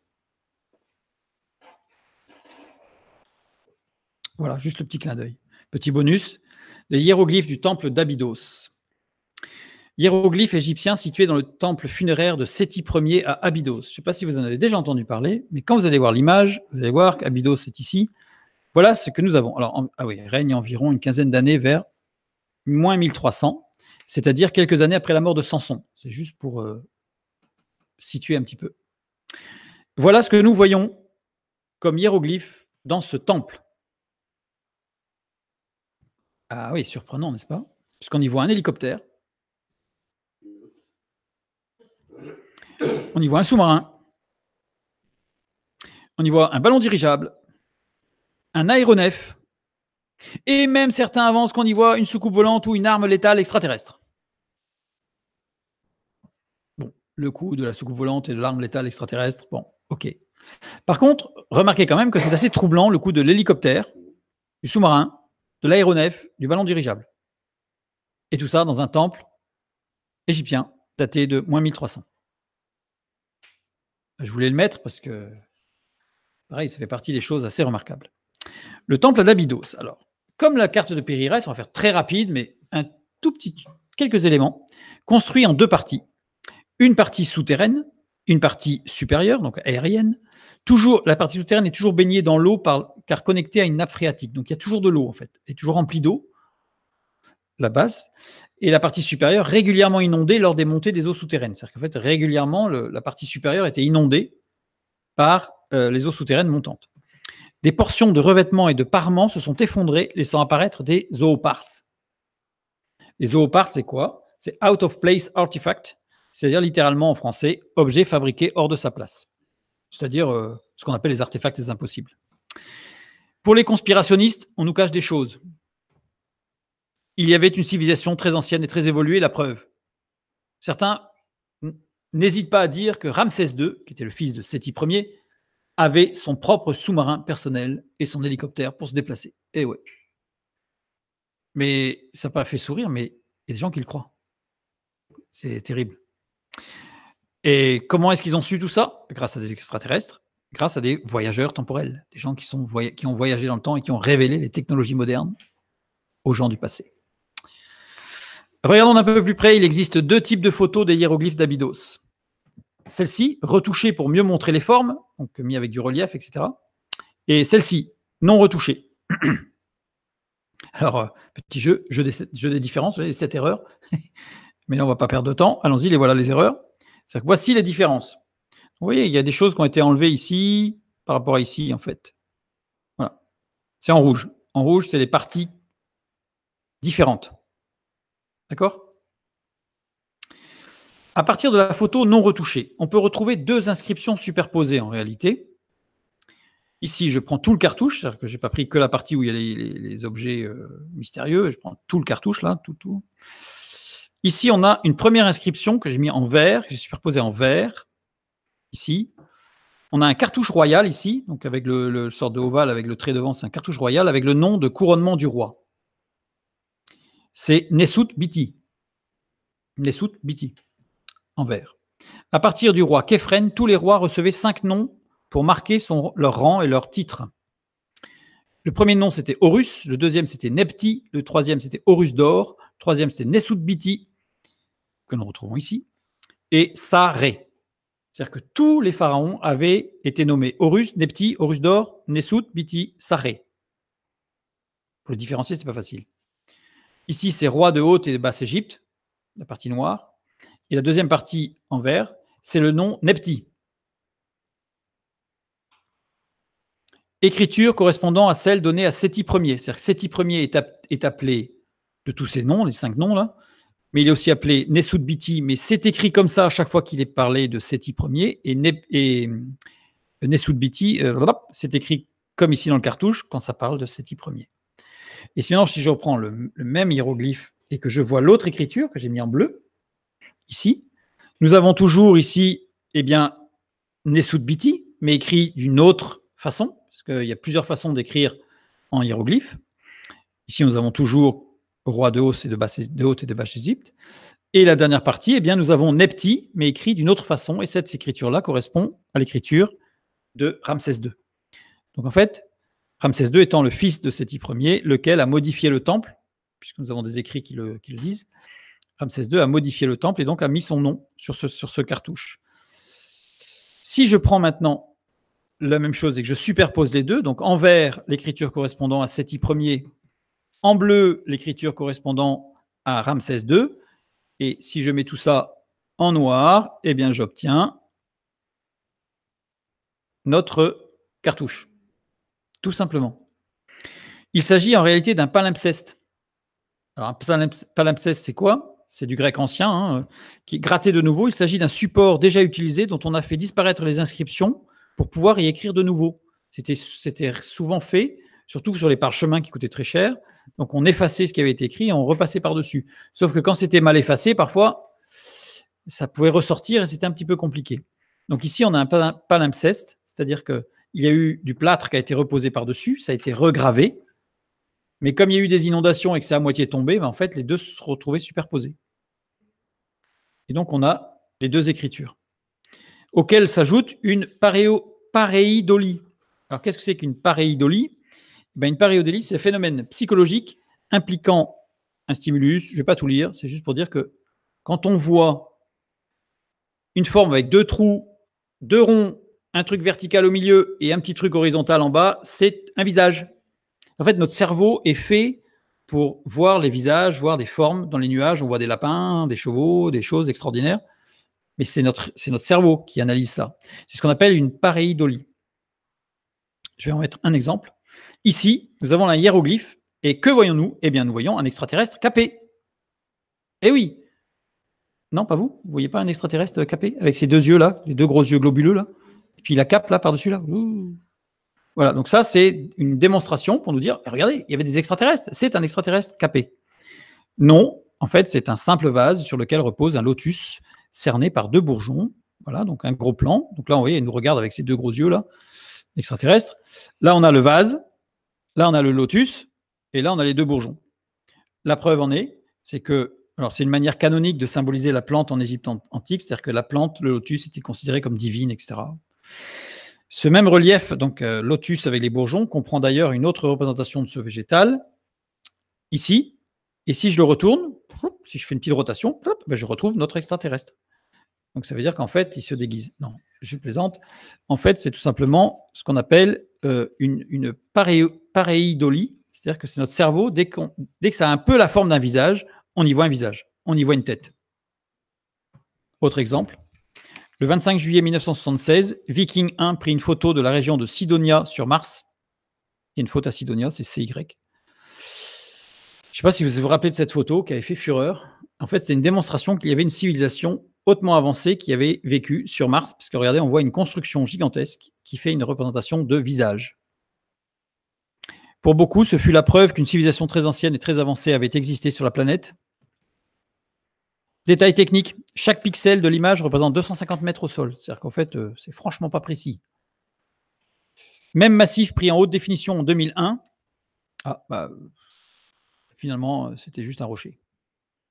Finalement, c'était juste un rocher. Alors peut-être certains se tourneront vers une autre zone de Sidonia, toujours avec CY. Et là, certains y voient une tête de chat avec le museau ici, les moustaches ici et les deux yeux là. Voilà. Ça c'est juste pour dire qu'on voit ce qu'on veut voir. Donc prenons garde, parce que toutes ces théories sont toutes là pour contrecarrer la parole de Dieu. On voit que les fondements de 5 personnes que j'ai citées, qui sont les 5 fondateurs de toutes ces pensées, sont tous ésotériques, astrologues, mystiques, et ils ont tous des révélations avec des esprits qui leur parlent. Enfin bref, c'est une catastrophe.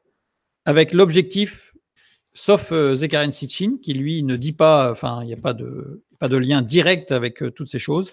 Mais alors lui, c'est lui qui lit des tablettes sumériennes, akkadiennes, enfin qui mélange tout, et qui arrive à dire que Moïse, c'est un policier de l'espace. Alors dit comme ça choque, hein, mais évidemment, c'est formulé d'une manière à ce que ça passe. Donc voilà. Donc la civilisation antédiluvienne, elle a existé, puisqu'il y a eu une civilisation antédiluvienne, mais elle n'est pas du tout surdouée, surpuissante, spirituellement extraordinaire, translucide, des géants, etc., etc., etc. On verra la semaine prochaine ce qu'en dit la Bible, et là, vous allez voir que c'est beaucoup plus concret, beaucoup plus simple, beaucoup plus clair, évidemment, et direct, tout à fait cohérent avec l'ensemble de tout ce que nous avons vu jusqu'à présent. Que Dieu vous bénisse et à bientôt.